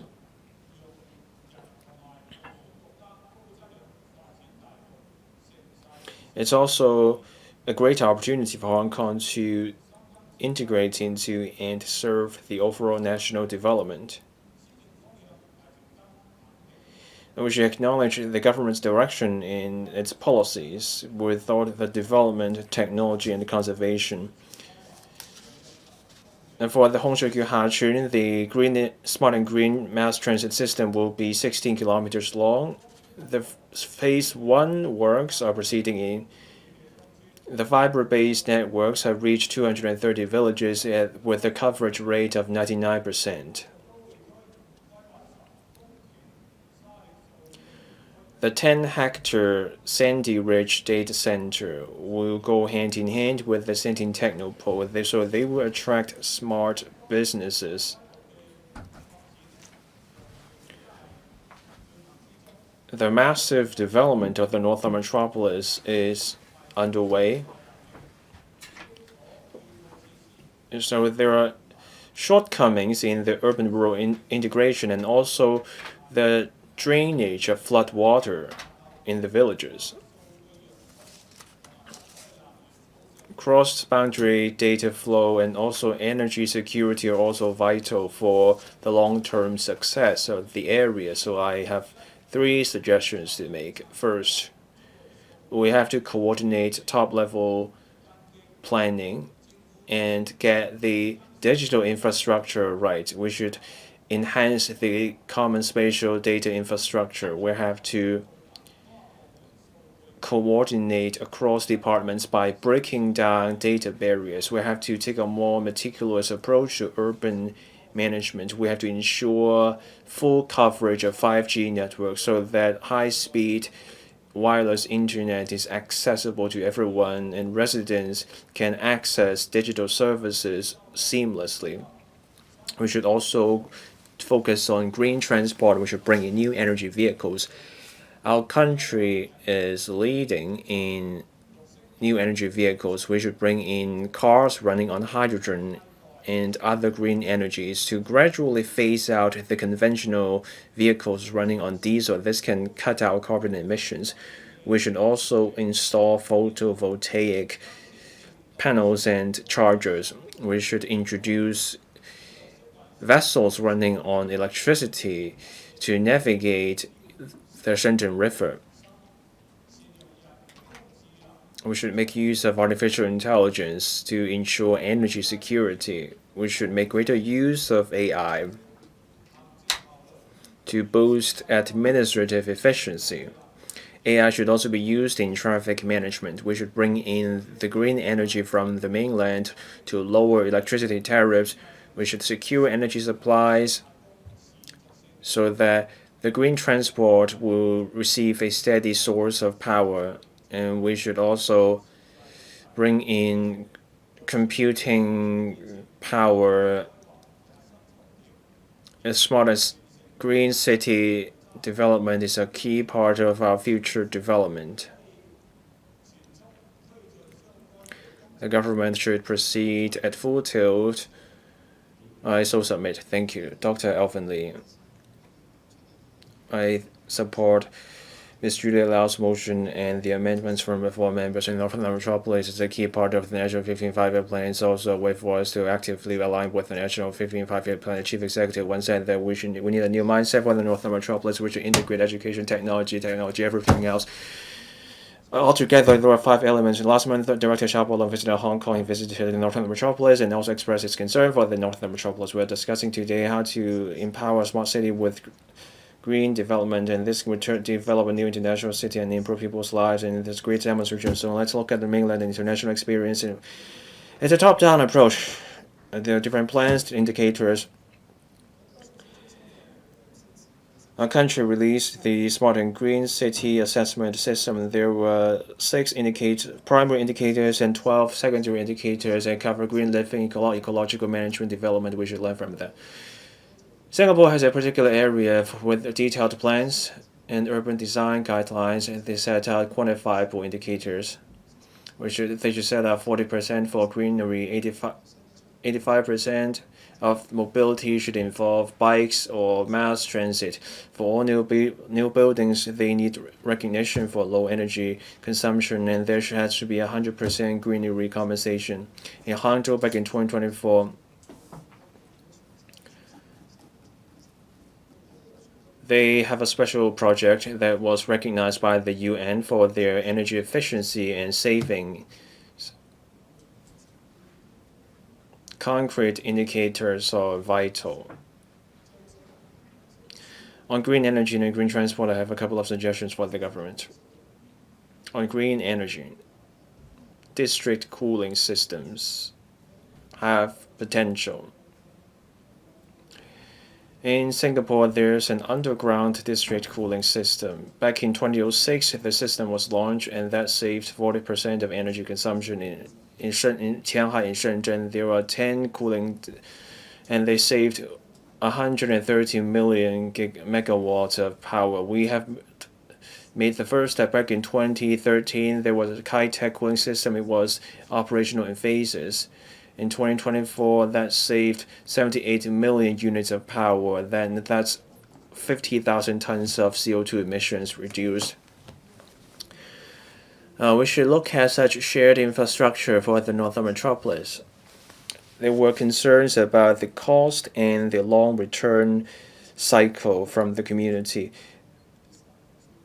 With the development of AI, there's a rapidly rising demand for heat dissemination from data centers.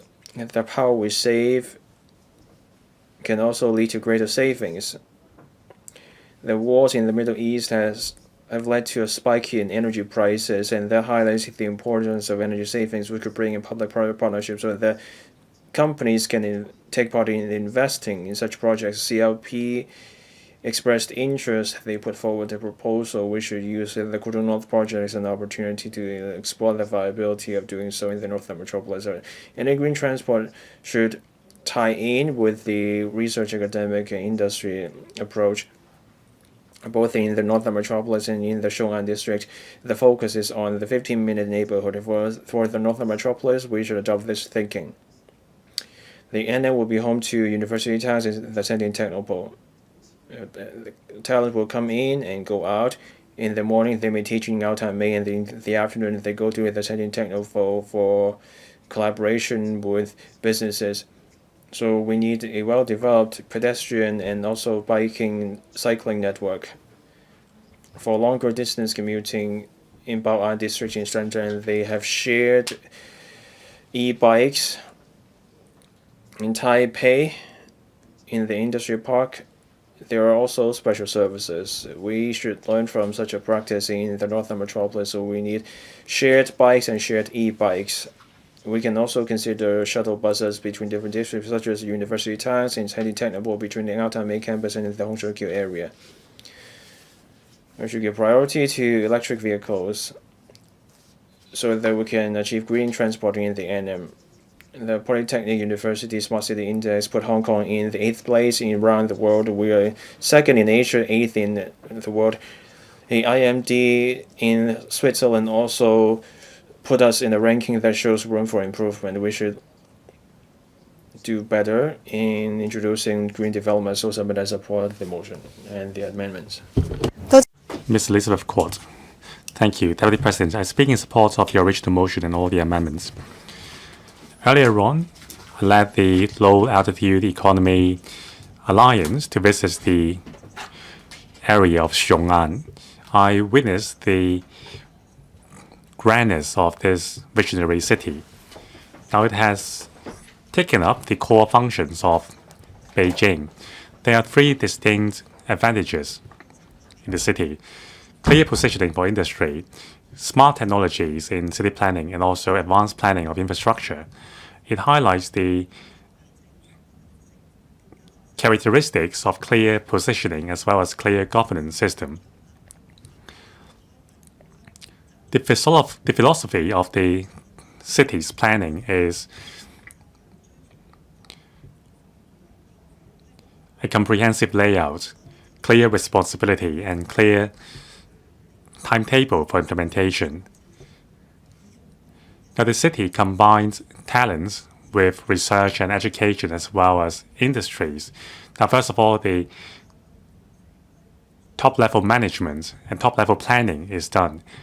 And then there are other supporting facilities and transport network. Now, compared with the Xiong'an area, the Northern Metropolis is smaller.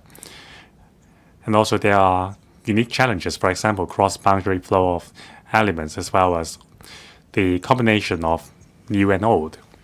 Now, we need to adopt the experience of Xiong'an and combine city developments with smart traffic management, livelihood facilities, as well as other measures. We need to build a multidimensional spatial management system and make full use of each inch of land.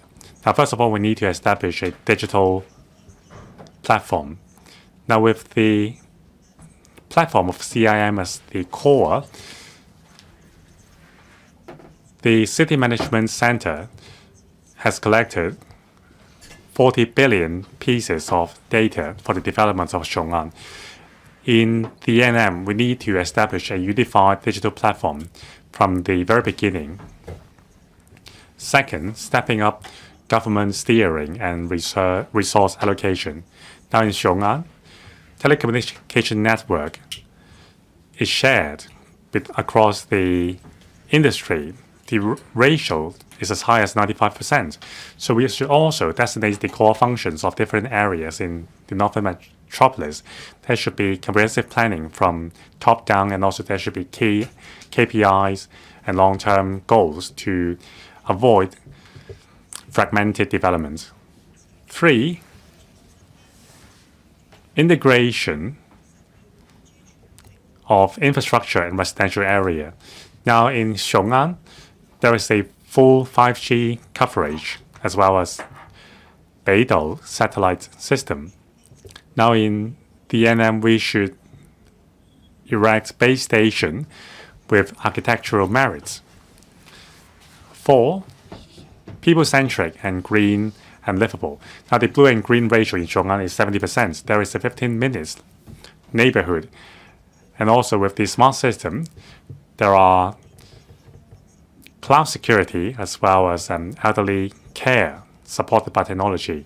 In the NM, we should use technology to enhance the livability of the area. 5, in Xiong'an, there are 12 measures to support low-altitude economy, a platform plus ends application scenarios. In the NM, we should also establish a low-altitude infrastructure network, including takeoff and landing ports, and also safe spaces for scenarios like emergency rescue. Now, we should seize the opportunity in the end. We should learn from the Xiong'an experience to empower the city with technologies and use green developments to drive future development. Mr. Ken Lee, Deputy President, I speak in support of the original motion. The motion is about green transport and smart city. It is what people wish, but I would like to talk about the specific issues. Now, in making plans for the futuristic infrastructure, are we forward-looking enough? Now, last weekend, I visited Xiong'an in Hebei for a study visit. Now, what impressed me was not the size, but rather the suitably advanced planning. Now, in the computing center, I saw how the digital twin system worked. Now, the staff told me that from day one, Xiong'an has made plans simultaneously for the virtual and the real city. Now, when building roads, space will reserved for signaling network and also sensors would be laid while building roads. Computing nukes have been installed in various infrastructure. So while building infrastructure, in the real world, digital infrastructure is also built. Now, 500 kilometers of digital roads have been built. There are also 5,600 base stations. There is some city-grade data platform with some 30 billion pieces of data. Now, the traffic management system can analyze the traffic data and has shortened the congestion, the traveling time by 15 minutes during peak hours. Now, with edge computing, supercomputing, and cloud computing, the digital twin city is running smoothly. Now, NM is like Xiong'an. It is a city building from scratch. So with technology, robotics, AI, these industries will be our important growth engine in the Northern Metropolis. So at the planning stage, the NM should already reserve sufficient spaces for digital infrastructure. I commend the government for making advanced planning. The transport blueprint has designated the NM as a pilot zone for automated driving. Now, there are also smart traffic control and smart lampposts under the transport departments. These are a good foundation for building a digital city in the NM. Now, we should learn from the experience in Xiong'an. On top of the existing work, we should use digital as a framework. 5G network, road network, and also computing and cloud network should be planned for simultaneously, so that there can be synergy, so that we can make a one-off planning for sustained developments and upgrading. Now, we are laying more 5G base stations, but we should reserve capacity for 6G. In Santiago and Hotao, there should be a road system with high precision network. Now, we should install sensors on our roads and combine traffic and environmental data. Now, in the Sandy Ridge, we are making plans for the data park. We should make plans for nodes of cloud of edge computing to share the computing power across the industries. In Santiago and the Loop, there should be an AI traffic demonstration corridor to test drive AI-driven buses, automated logistic vehicles, so that NM can become an innovation testing field for smart traffic. We should not just copy the experience of Xiong'an, but rather learn the mindset of suitably advanced planning. Now, in Hong Kong, we have a highly developed urban area. We have a robust common law system and internationalized environments. The value of the Northern Metropolis is not just about the size, but rather to set a futuristic standard for our future city. It should be an inclusive city, which makes Hong Kong an international green metropolis, so that we can give more contribution to the country. Mr. Ben Chen, Deputy President, this motion is very timely. It gives us an opportunity to discuss in terms of future development, how can we overcome hurdles and design a new city in terms of the smart city, green transport, and blue and green living. I have several views to put forward. Now, first of all, on smart city, in particular, transport. The 6 strategies launched under the Transport Strategy Study earlier this year includes driverless vehicles. Now, it seems that the major focus is on testing automated public transport.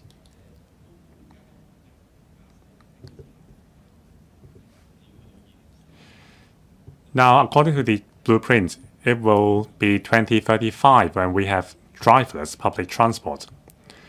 That's a very long time. In the meantime, the Northern Metropolis is a key development area. In the next 5 years, can we allow assistive driving above the grade of L3 for private vehicles? If we can implement that measure, then in terms of smart traffic and smart city development, we can accelerate the pace. Without an objective and with an empty slogan, the driving force is insufficient. So I would like to make a bold suggestion. In the next 5 years, maybe just for the highways in Northern Metropolis, can we use private vehicles with L3 grade assistive driving? In terms of smart traffic, it's not just about controlling the light signal, but rather coordinating the entire network and also building of infrastructure. So in developing the NM, we should include all these elements. Sensor devices and utilization of technologies should become one of our KPIs in assessing the standard. Now, in terms of green transport, now cycling is the most environmental friendly means of transport. However, in our city's context, it's not easy to use bicycles. Now, we have cycling tracks from New Territories east to west. It's good for leisurely purpose. I support the government's efforts to build this cycling track. But can we take the opportunity of the NM to enhance that cycling track? Especially, the cycling track is broken when it reaches villages. Now, can we enhance the cycling track and make it a cycling network?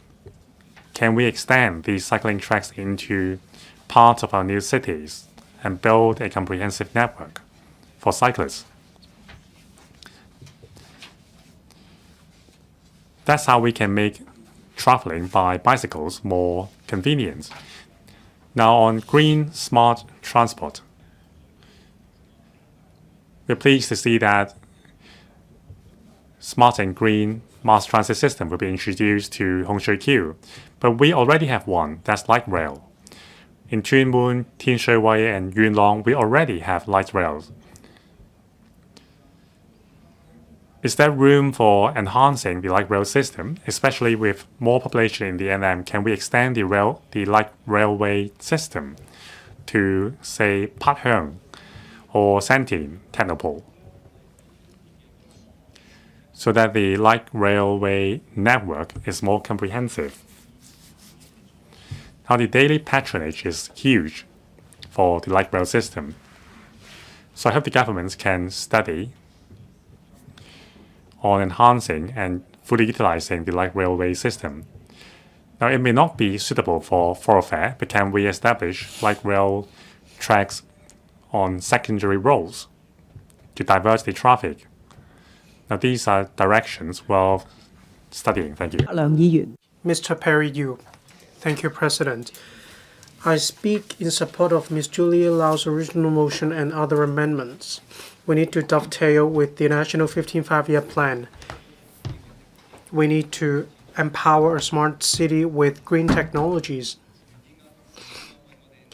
The original motion outlines a smart blueprint for us, and I'd like to speak on beautiful bays, spatial data usage. I'd like to share my views. The NM is rich in ecological resources. We have Deep Bay, we have Maipo, Shampooshu, Long Valley, Robin's Nest, and in the east we have the blue-green ecological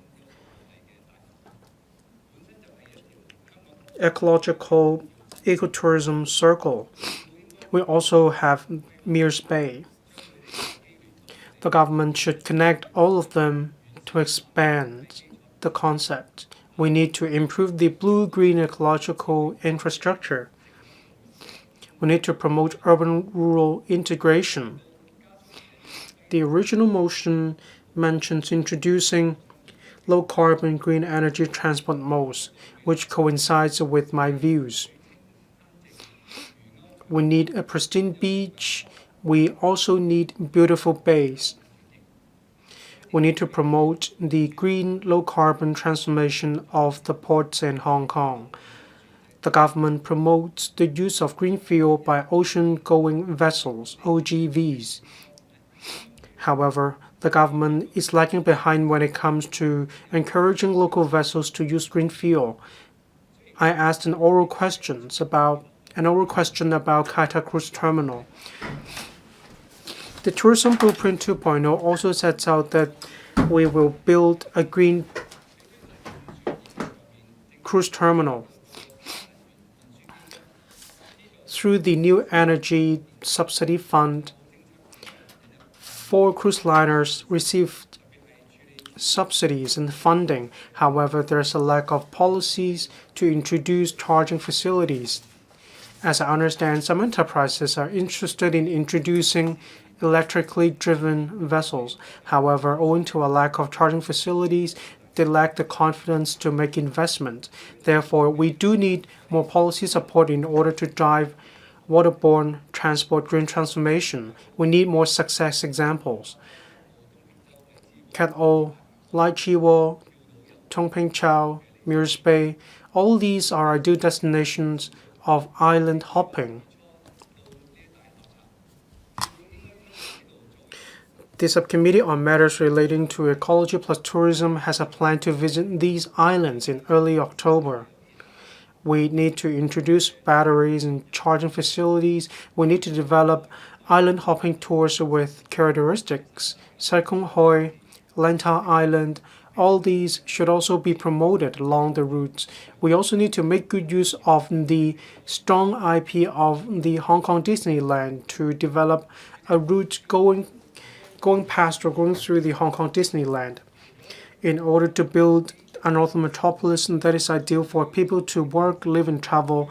We need to employ technologies and innovation to drive the smart development of the NM.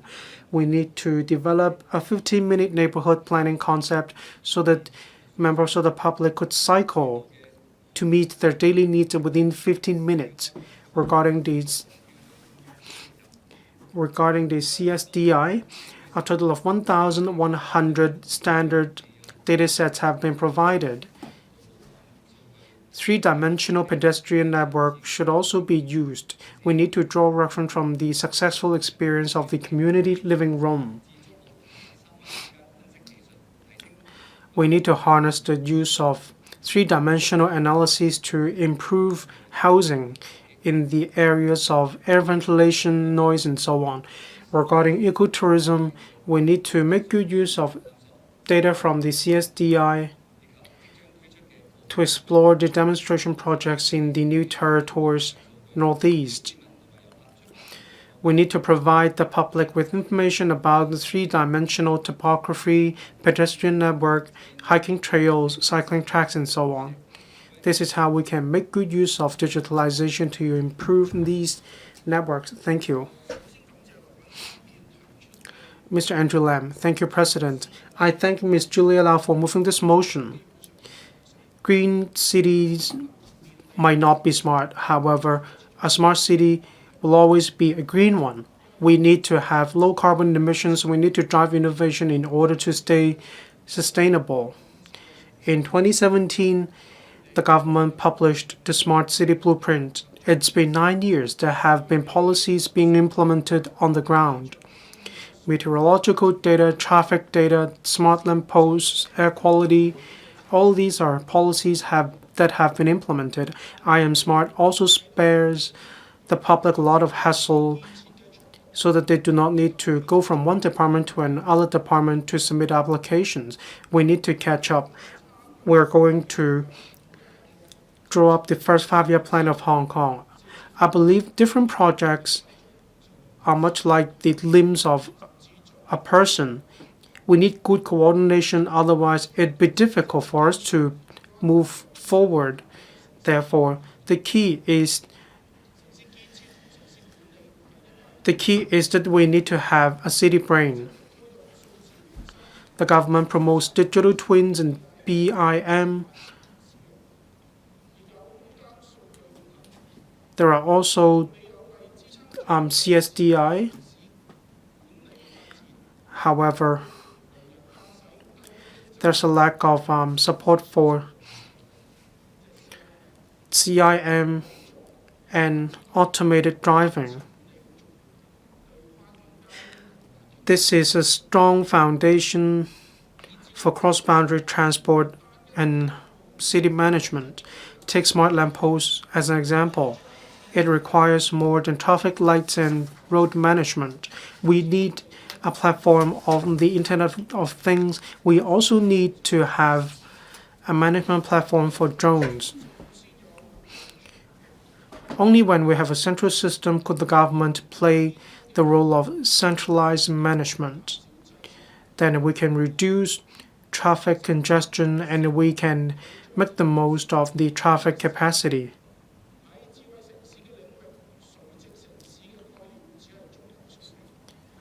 We shouldn't just focus on a vertical city. We need to make good use of the high altitude economy. And if we have this application scenario, then things would be easier. We need to combine the transport network in the air and that on the ground. This will help us solve the problems that we see in the last stretch of the track.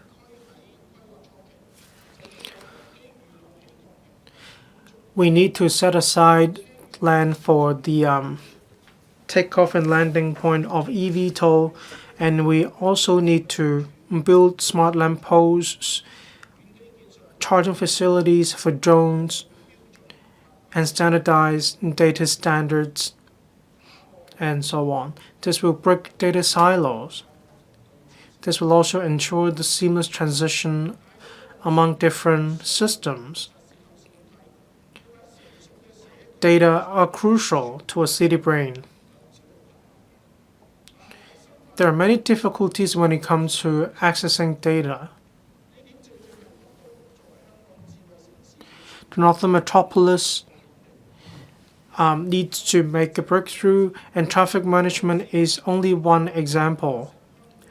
This mindset coincides with the national strategy of urban-rural integration.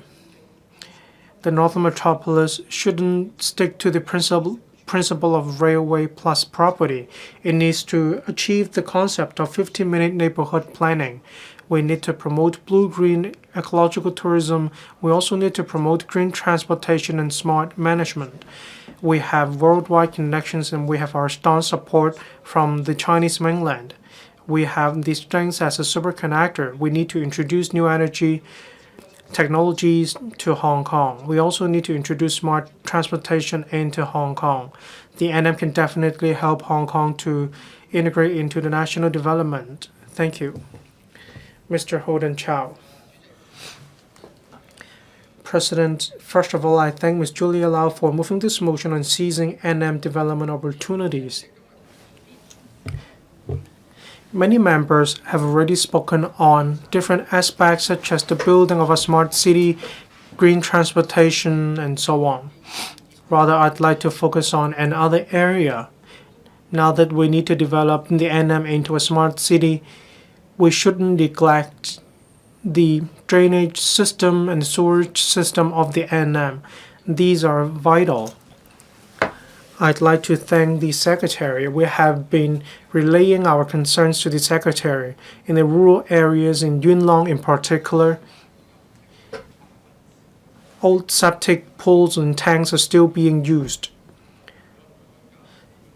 This is the result of sewage pipes that could not be connected to the rural area, hence the use of old-style septic tanks.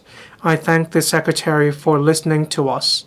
Recently, when the Secretary comes to the Council to explain to us, that is regarding the concept of urban-rural integration, taking advantage of the opportunities brought by NM development, some money will be plowed back to the government for improving the sewerage system of the NM or in the areas nearby. This is indeed a good initiative. In some rural areas such as Kempton, as I remember in the last term of the council, there was a written question, and recently there was another one. In Kempton, a total of 8 villages in Kempton, Sanchun, Kat Heng Wai, Tai Hong Wai. The government pledged to work on the sewerage systems in these areas, given the fact that there is already a trunk road. However, as of today, there hasn't been a confirmed timetable. Now, we should take advantage of the NM development opportunities. The Secretary also said that now that we have the urban-rural integration, we can select some sewerage systems. We can provide some sewerage systems in the area so that we can phase out the use of septic tanks. Is it possible to have a concrete timeline regarding the 8 villages I just now mentioned? All these are what we want to see. President, all bread and butter issues are very important regarding the development of the NM, especially for the rural area rather. I need to thank the Development Bureau for providing support. Some rural areas, such as areas in Yunlong, Kempton River, many of those areas are vegetated, but they're overgrown. There is a weed, and whenever there is torrential downpour, the water discharge capability will be affected. I thank the Secretary for performing operations to remove the weed and vegetation nearby. Now that we need to build a smart city in the NM, in the vicinity of the NM, shouldn't we introduce drones to perform regular inspections? We need to check overgrown areas to detect any need to remove the weed in that area. As I understand, some operations are being conducted in some areas. And as I heard, the government would introduce these new technologies. However, I'd like to take this opportunity to express to the Bureau or the Secretary that this could be implemented in the entire Northern Metropolis. After all, a smart city needs to be good at flood discharge and flood prevention. This lives up to the name as a smart city. That's why I would like to propose this to the Secretary for further follow-up. Thank you. I so submit. Mr. Brave Chen. Thank you, President. I also thank the Secretary and also thank Ms. Julia LAU for her motion on seizing the development opportunities of the Northern Metropolis in green transport and building an innovation-driven smart city. I also thank Ms. Michelle TANG, Mr. Kenneth LAU, and Mr. Ming for their amendments. I would like to see greater speed and efficiency in building an INT-focused green Northern Metropolis. Under Mr. John Lee's leadership, we're seeing greater speed and efficiency. But then we have to factor in expectations and the competition elsewhere, so we have to go even faster. The central people's government sets great store by modernized urban governance. President Xi Jinping also stressed the need for cities to be smarter, and also modernizing governance systems. The 15th Five-Year Plan proposes the Digital China Initiative, and also digital and smart initiatives.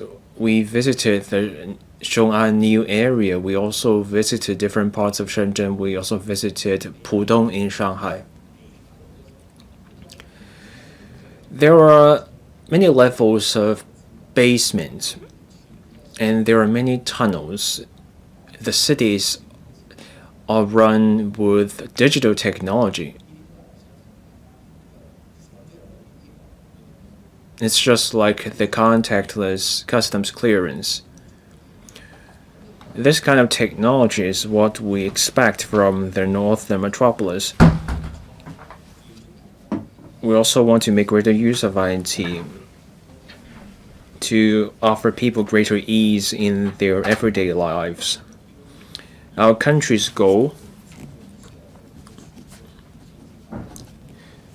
is to have 50 fully digitalized cities by the end of 2027, and by 2035, we will need fully modernized and globally competitive cities. Hong Kong will be among the list, but we want to be the leader on this list.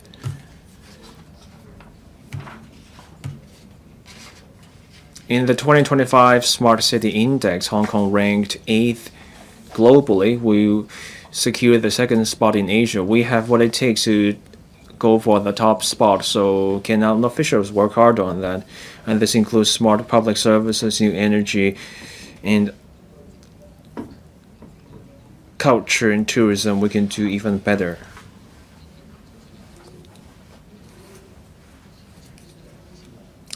For a smart city, it's fine if the upfront investment is required, but we have to make sure the outcome is smart. It's just like I am smart and contactless customs clearance. Those changes are welcome. Now, the Legislative Council also has this transcription system. With the accuracy is at 97%, the system can recognize the speech of members in different languages. But there's something else we have to do better as well. And that is our smart elevator system. It involved a huge upfront cost. It's a high cost system, but it's not a very smart system. So members have to press the button not just outside the lift, but also inside the lift. Otherwise, we will be late for the voting.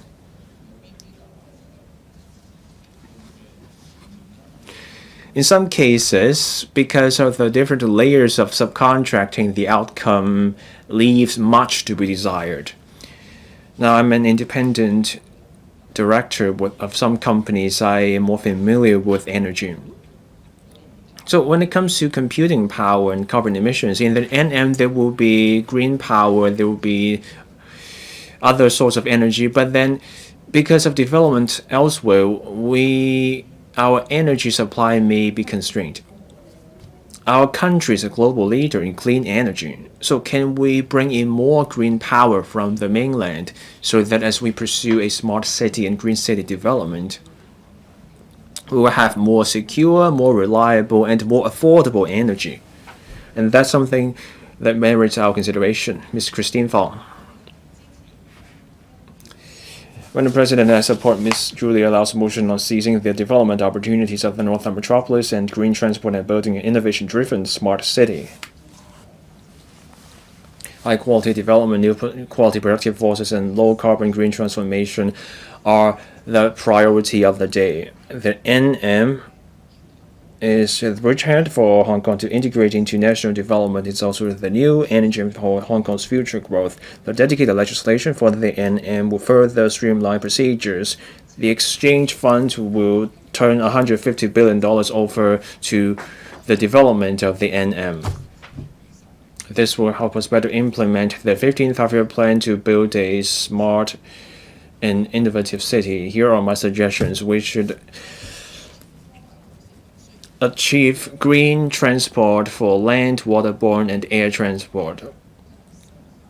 Our country has higher requirements for peak carbon and carbon neutrality, so we should seize the NM as the opportunity to achieve that. We should promote sustainable development. Energy efficiency should be part of every part of the NM so that we can achieve green transport on land, at sea, and in the air. We should promote electric vehicles and electric mobility devices. We also need a comprehensive network of chargers. We should also promote green heavy transport, such as the smart and green mass transit system in East Kowloon. Now, on waterborne transport, we need green piers, electric ferries. For road transport, we should move in lockstep with our country's low altitude economy. We should promote electronic takeoff and eVTOLs. And we should also launch rent-to-buy schemes in the unit towns. We need bold innovation in policies on talent and industries. We need signature industry parks on frontier areas such as AI and life and health technology. We need dedicated tech parks. For top-notch talent in industries, we should offer rent-to-buy schemes so that we can attract and retain talent. We should also promote the university talent development. We should bring in top-notch institutions. We should deepen research, academic, and industry collaboration and commercialize R&D outcomes right away. We should also learn from the city brain from Hangzhou. It's a resilient system. On smart city governance, our country is a shining example. The city brain in Hangzhou uses big data, cloud computing, and AI in managing traffic, infrastructure, and public services. They offer precise urban governance. We should learn from the mainland. We should build our own city brain. The 15th five-year plan also stresses resilience in the face of disasters and climate change for cities. There is flatland and low-lying areas in the NM. With extreme weather, we should adopt smart technology to get things right with the drainage of flood water. We should use IoT technologies. We should use sensors and also the algorithms of big data so that before a downpour happens, we should deploy flood retention basins. We should also get things right with the underground utility tunnels. We need a smart system for the underground utility tunnels covering freshwater, seawater tunnels, power cords, etc. We should minimize road excavation. We should use sensors to detect leakage or even just abnormalities to nip problems in the bud. We should seize the opportunity so that smart and green development and industry policies can be integrated. We should focus on smart development and innovation to turn the NM into a place ideal for living, working, and a great place for sustainable development and an INT hub. I so submit. Mr. Michael Lee. To turn the NM into an innovation-driven smart city, we have to ditch the old thinking. We have to think outside the box. We have to break the mold. The greatest merit of the NM is that we can build from scratch. We should build an entirely new smart city. Buildings there should adopt the building information modeling technology and the modular integrated construction. We should use the Internet of Things and big data to reduce carbon emission for the buildings upon completion. We also need mobility for a smart city. the NM should be home to a new generation of transport system involving autonomous vehicles, so that the automated traffic lights can talk to the autonomous vehicles. We also need chargers and smart car parks, so that parking and charging are just a click away or a tap away. The government alone cannot get everything done. We need the private market to get involved. But green transport requires an enormous upfront investment. Buying green buses or heavy transport will require a costly investment, and that's what deters businesses from getting involved. We should learn from the mainland. Our country is driving a massive replacement of their assets. For businesses trying to replace their fleet, they can get up to 140,000 RMB in subsidies for each vehicle. For the replacement of traction batteries, at the central and local levels, there are subsidies for each bus. That subsidy has gone up from 60,000 to 80,000 RMB, and that's making things easier for businesses. So that becomes a more attractive prospect. So for the government here, we should provide financial subsidies or tax breaks. For capital expenditure related to green transport, there should be double tax deduction so that we can channel social and private capital into the green future of the NM. On sustainable transport, the railway plus property approach is world famous. That's for the MTR Corporation. So they built on top of stations. The revenue subsidizes the operation and maintenance of railways. Why is this not accessible to franchised bus services? Those operators have to pay for the electric fleet. For bus operators, they have to repurpose their bus depots, and that's costly. Bus operators can only rely on fare box revenue. There will be many people in the Northern Metropolis, so developing the services will be a major challenge for the bus companies. So for the bus terminals and depots in the NM, can we allow bus operators to take part in property development on the bus terminals or near those facilities?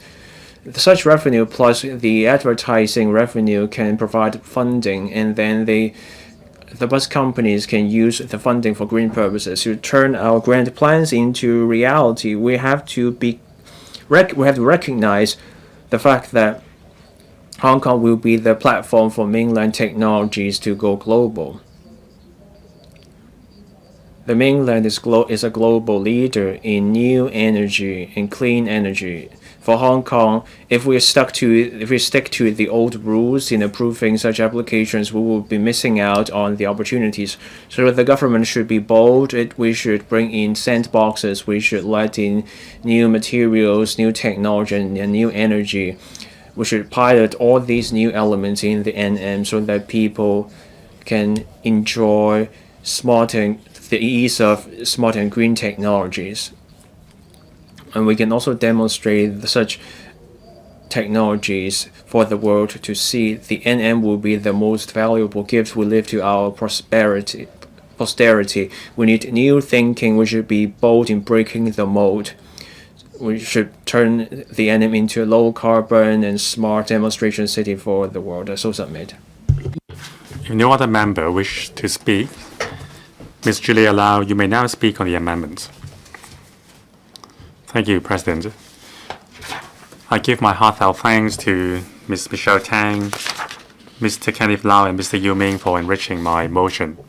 I also thank the 26 members who have spoken on the motion and the amendments. Their views are invaluable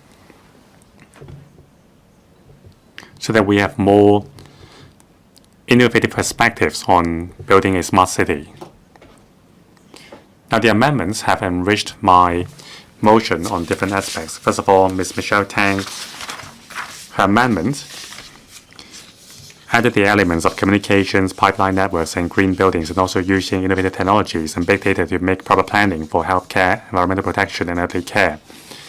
This is in alignment with the planning-led approach, especially using the NM as a pilot testing field to build the infrastructure and then the industry. Mr. Kenneth Lau's amendments focuses on the light rail system, new energy roadways, green waterborne transport, and renewable energy infrastructure. These are blue and green elements. Also, he mentioned the necessity to provide health and wellness and healthcare facilities, and also use technologies to link up rural villages as well as eco-tourism destinations. This will also bring economic benefits to the villagers and providing real benefits to them. Mr. Yu's amendment mentioned that we need to expand the coverage of high-speed networks, enhancing the connection of pedestrian and cycling networks, improving drainage systems and river management, and also drive the integration of culture and tourism. Now, high-speed network is the foundation for smart lampposts and digital twin, while enhancing the connection of pedestrian and cycling networks is the premises for a 15-minute neighborhood. Now, improving drainage systems is the foundation for a sponge city, while integrating culture and tourism can enhance the added value to the NM. The three members' amendments have covered livelihood measures as well as infrastructure support. They have made my motion more comprehensive and also bring it more in alignment with the National 15th Five-Year Plan. Many members have put forward great views, including Mr. Augustine Wong, who mentioned that we should avoid fragmented management of the city and also that we need to enhance transport connectivity, while Mr. Jonathan Lamport mentioned examples of green buildings.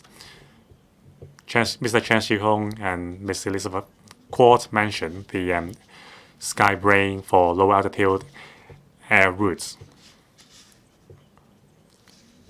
This has broadened my proposal for enhancing the planning for NM. Now, many members have mentioned the experience of the Xiong'an area.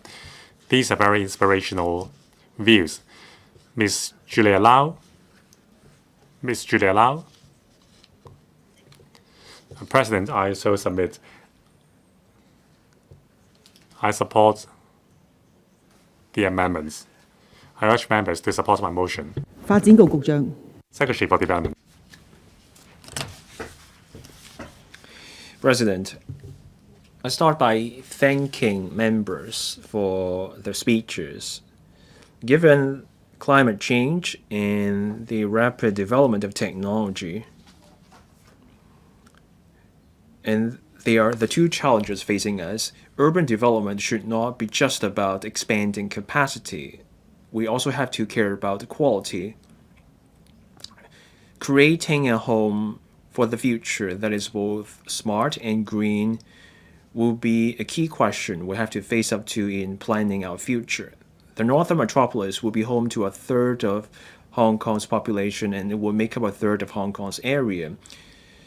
The motion today gives us a chance to look at how we can apply far-sighted planning and bring together the rich land resources and cross-boundary collaboration as well as policy support and needs from the society. I thank members for their suggestions, but their suggestions fall into so many policy areas, so I hope members can understand that I cannot respond to every single point given the limited time I have. But members' comments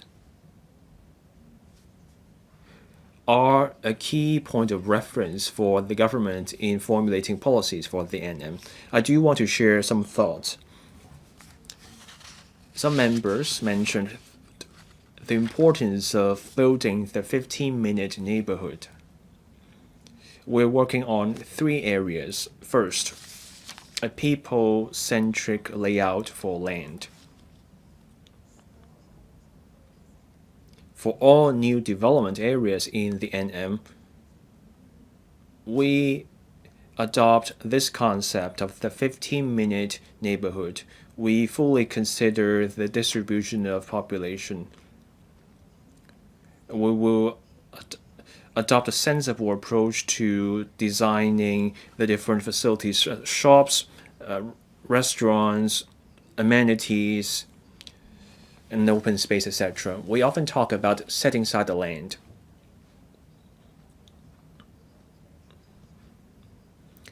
More and more projects will reach LegCo for funding approval. Recently, for the joint user complex in Kutong North, that is an example. Members can expect more such projects coming to LegCo for funding approval.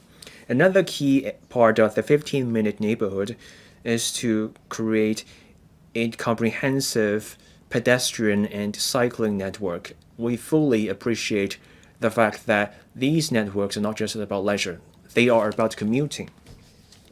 For the Sentin Technopole, we have planned a comprehensive system of pedestrian footpaths, a 25-kilometer cycling track, and many parking spaces for bikes. And these facilities will bring together different parcels.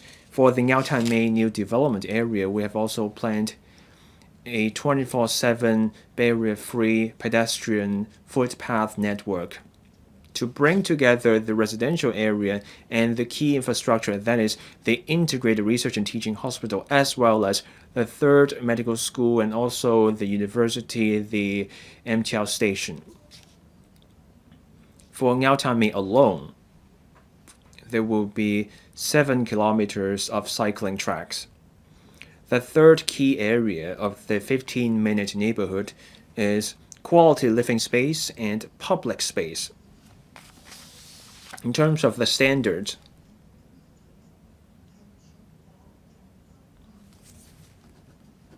the standard now is 2.7 square meters per person.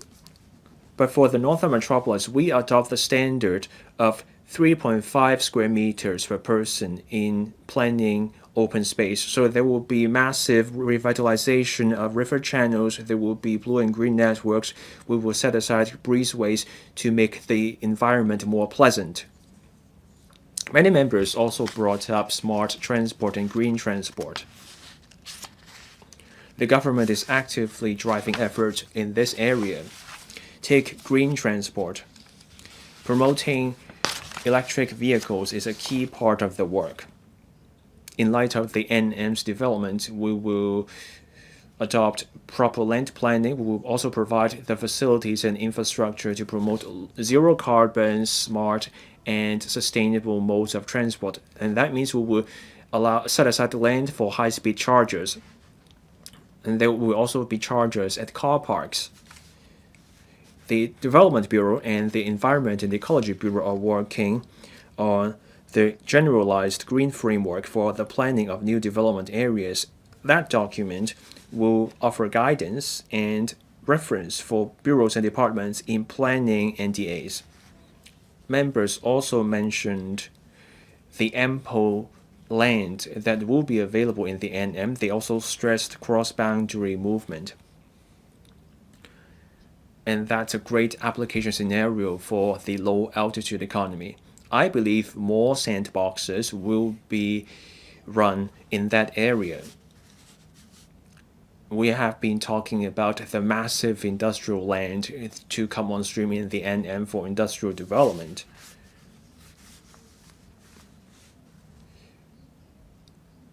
Even during the development, the construction in the NM, there are application scenarios for smart and green sectors. The Fanning bypass opened recently. That's a great testing ground for using the high-strength steel S960 from the mainland. And they're using this turning system for the bridge. There's also the smart and green mass transit system and also the cross-boundary system. Those are great testing grounds for the transport sector. Hydrogen energy is identified by the 15th Five-Year Plan as one of the future industries. Hong Kong will also be a testing ground for hydrogen energy. The first hydrogen refueling station in Ngau Tau, Yuen Long was commissioned last year. Yesterday, the Northern Metropolis Development Bill received its second reading. That bill mentioned a step to streamline procedures, and that is, we will be able to bring in advanced construction methods with greater ease. Achieving that will allow us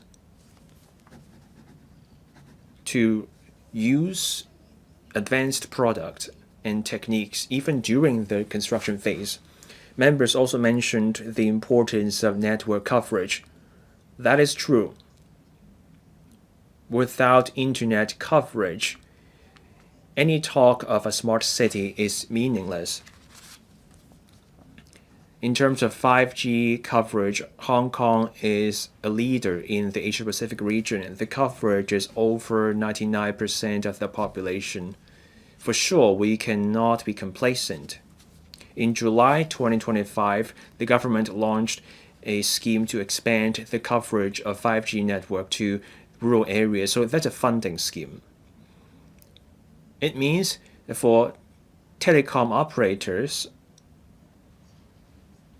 they will build 50 base stations on outlying islands and in rural areas. Our goal is for all these base stations to be completed and operational in 4 years' time. The government will continue to implement measures to enhance our telecom system, to further expand the coverage and also capacity of our network system. Members also mentioned flood prevention and the drainage of flood waters. More specifically, members wanted smart drainage. And this means we have to work on the hardware for flood water drainage. There is also planning. We adopt the concept of a sponge city in planning our various facilities. Another key component is to adopt technology, including artificial intelligence, for real-time monitoring and alert. On urban-rural integration, I mentioned the urban-rural measures we launched recently. On top of that, very soon, in the blue and green recreation and tourism circle, we will conduct a study on the spatial layout and the infrastructure. We will lay down a framework. As I said just then, members covered a wide range of topics today: transport, tourism, cost, flood prevention, construction.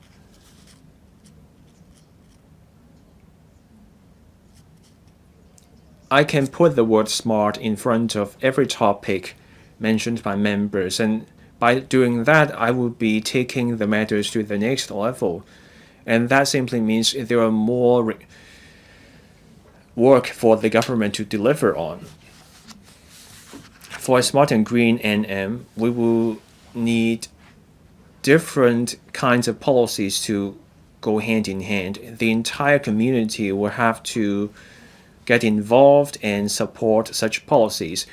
Planning beforehand, streamlined development to speed up development, bringing in green and smart transport, building a big data platform, adopting new technology and putting people first, and also eco-friendly plans. All these elements are essential for a smart NM. Various policy bureaus will coordinate their work. We will continue to advance such efforts to create a green, smart, and better future for the public at Seoul Summit. I now call upon Ms. Michelle TANG to move an amendment. Ms. Michelle TANG. President, I move my amendment. I propose the question to you that the amendment moved by Ms. Michelle TANG be passed.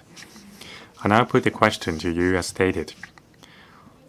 Voting begins. Members, please press the present button. For those in favor, please raise their hands. Those against, please raise their hands. I think the question is agreed by a majority of each of the two groups of members present, that is, those returned by the Election Committee and those returned by functional constituencies and geographical constituencies. I declare the amendments passed. Mr. Kenneth LAU, as the previous amendment has been passed, you may move your further amendments. President, I move my further amendments. I propose the question to you that the further amendments moved by Mr. Kenneth LAU be passed. I now put the question to you as stated. Will member please proceed to vote? Please press the present button. For those in favor, please raise their hands. Those against, please raise their hands. I think the question is agreed by a majority of each of the two groups of members present, that is, those returned by the Election Committee and those returned by functional constituencies and geographical constituencies. I declare the amendments passed. Mr. Ming, you may now move your amendments as the previous amendments have been passed. President, I move my amendments. I now propose the question to you that Mr. Ming's further amendments be passed. I put the question to you as stated. Voting begins. Members, please press the present button. For those in favor, please raise their hands. Those against, please raise their hands. I think the question is agreed by a majority of each of the two groups of members present, that is, those returned by the Election Committee and those returned by functional constituencies and geographical constituencies. Ms. Julia LAU, you have 53 seconds to reply, and then the debate will come to a close. Ms. Julia LAU. Thank you, President. I also thank the Secretary for her closing remarks. Now, the Northern Metropolis Development Bill has received its first and second reading. It shows that the government is determined to accelerate the development of NM. From now on, we need to work hand in hand to develop the NM, formulate the 5-year plan, and align ourselves with the National 15 5-year plan. I urge members to support my bills to build Hong Kong into a low-carbon, sustainable, and vibrant city. Thank you. I so submit. I now put the question to you that Ms. Julia Lau's motion, as amended by Ms. Michelle TANG, Mr. Kenneth LAU, and Ming, be passed. Voting begins. Members, please press the present button. Those in favor, please raise their hands. Those against, please raise their hands. I think the question is agreed by a majority of each of the two groups of members present, that is, those returned by the Election Committee and those returned by functional constituencies and geographical constituencies. I declare the motion, as amended, passed. I now adjourn the Council until 11 a.m. on Wednesday, 15th July 2026.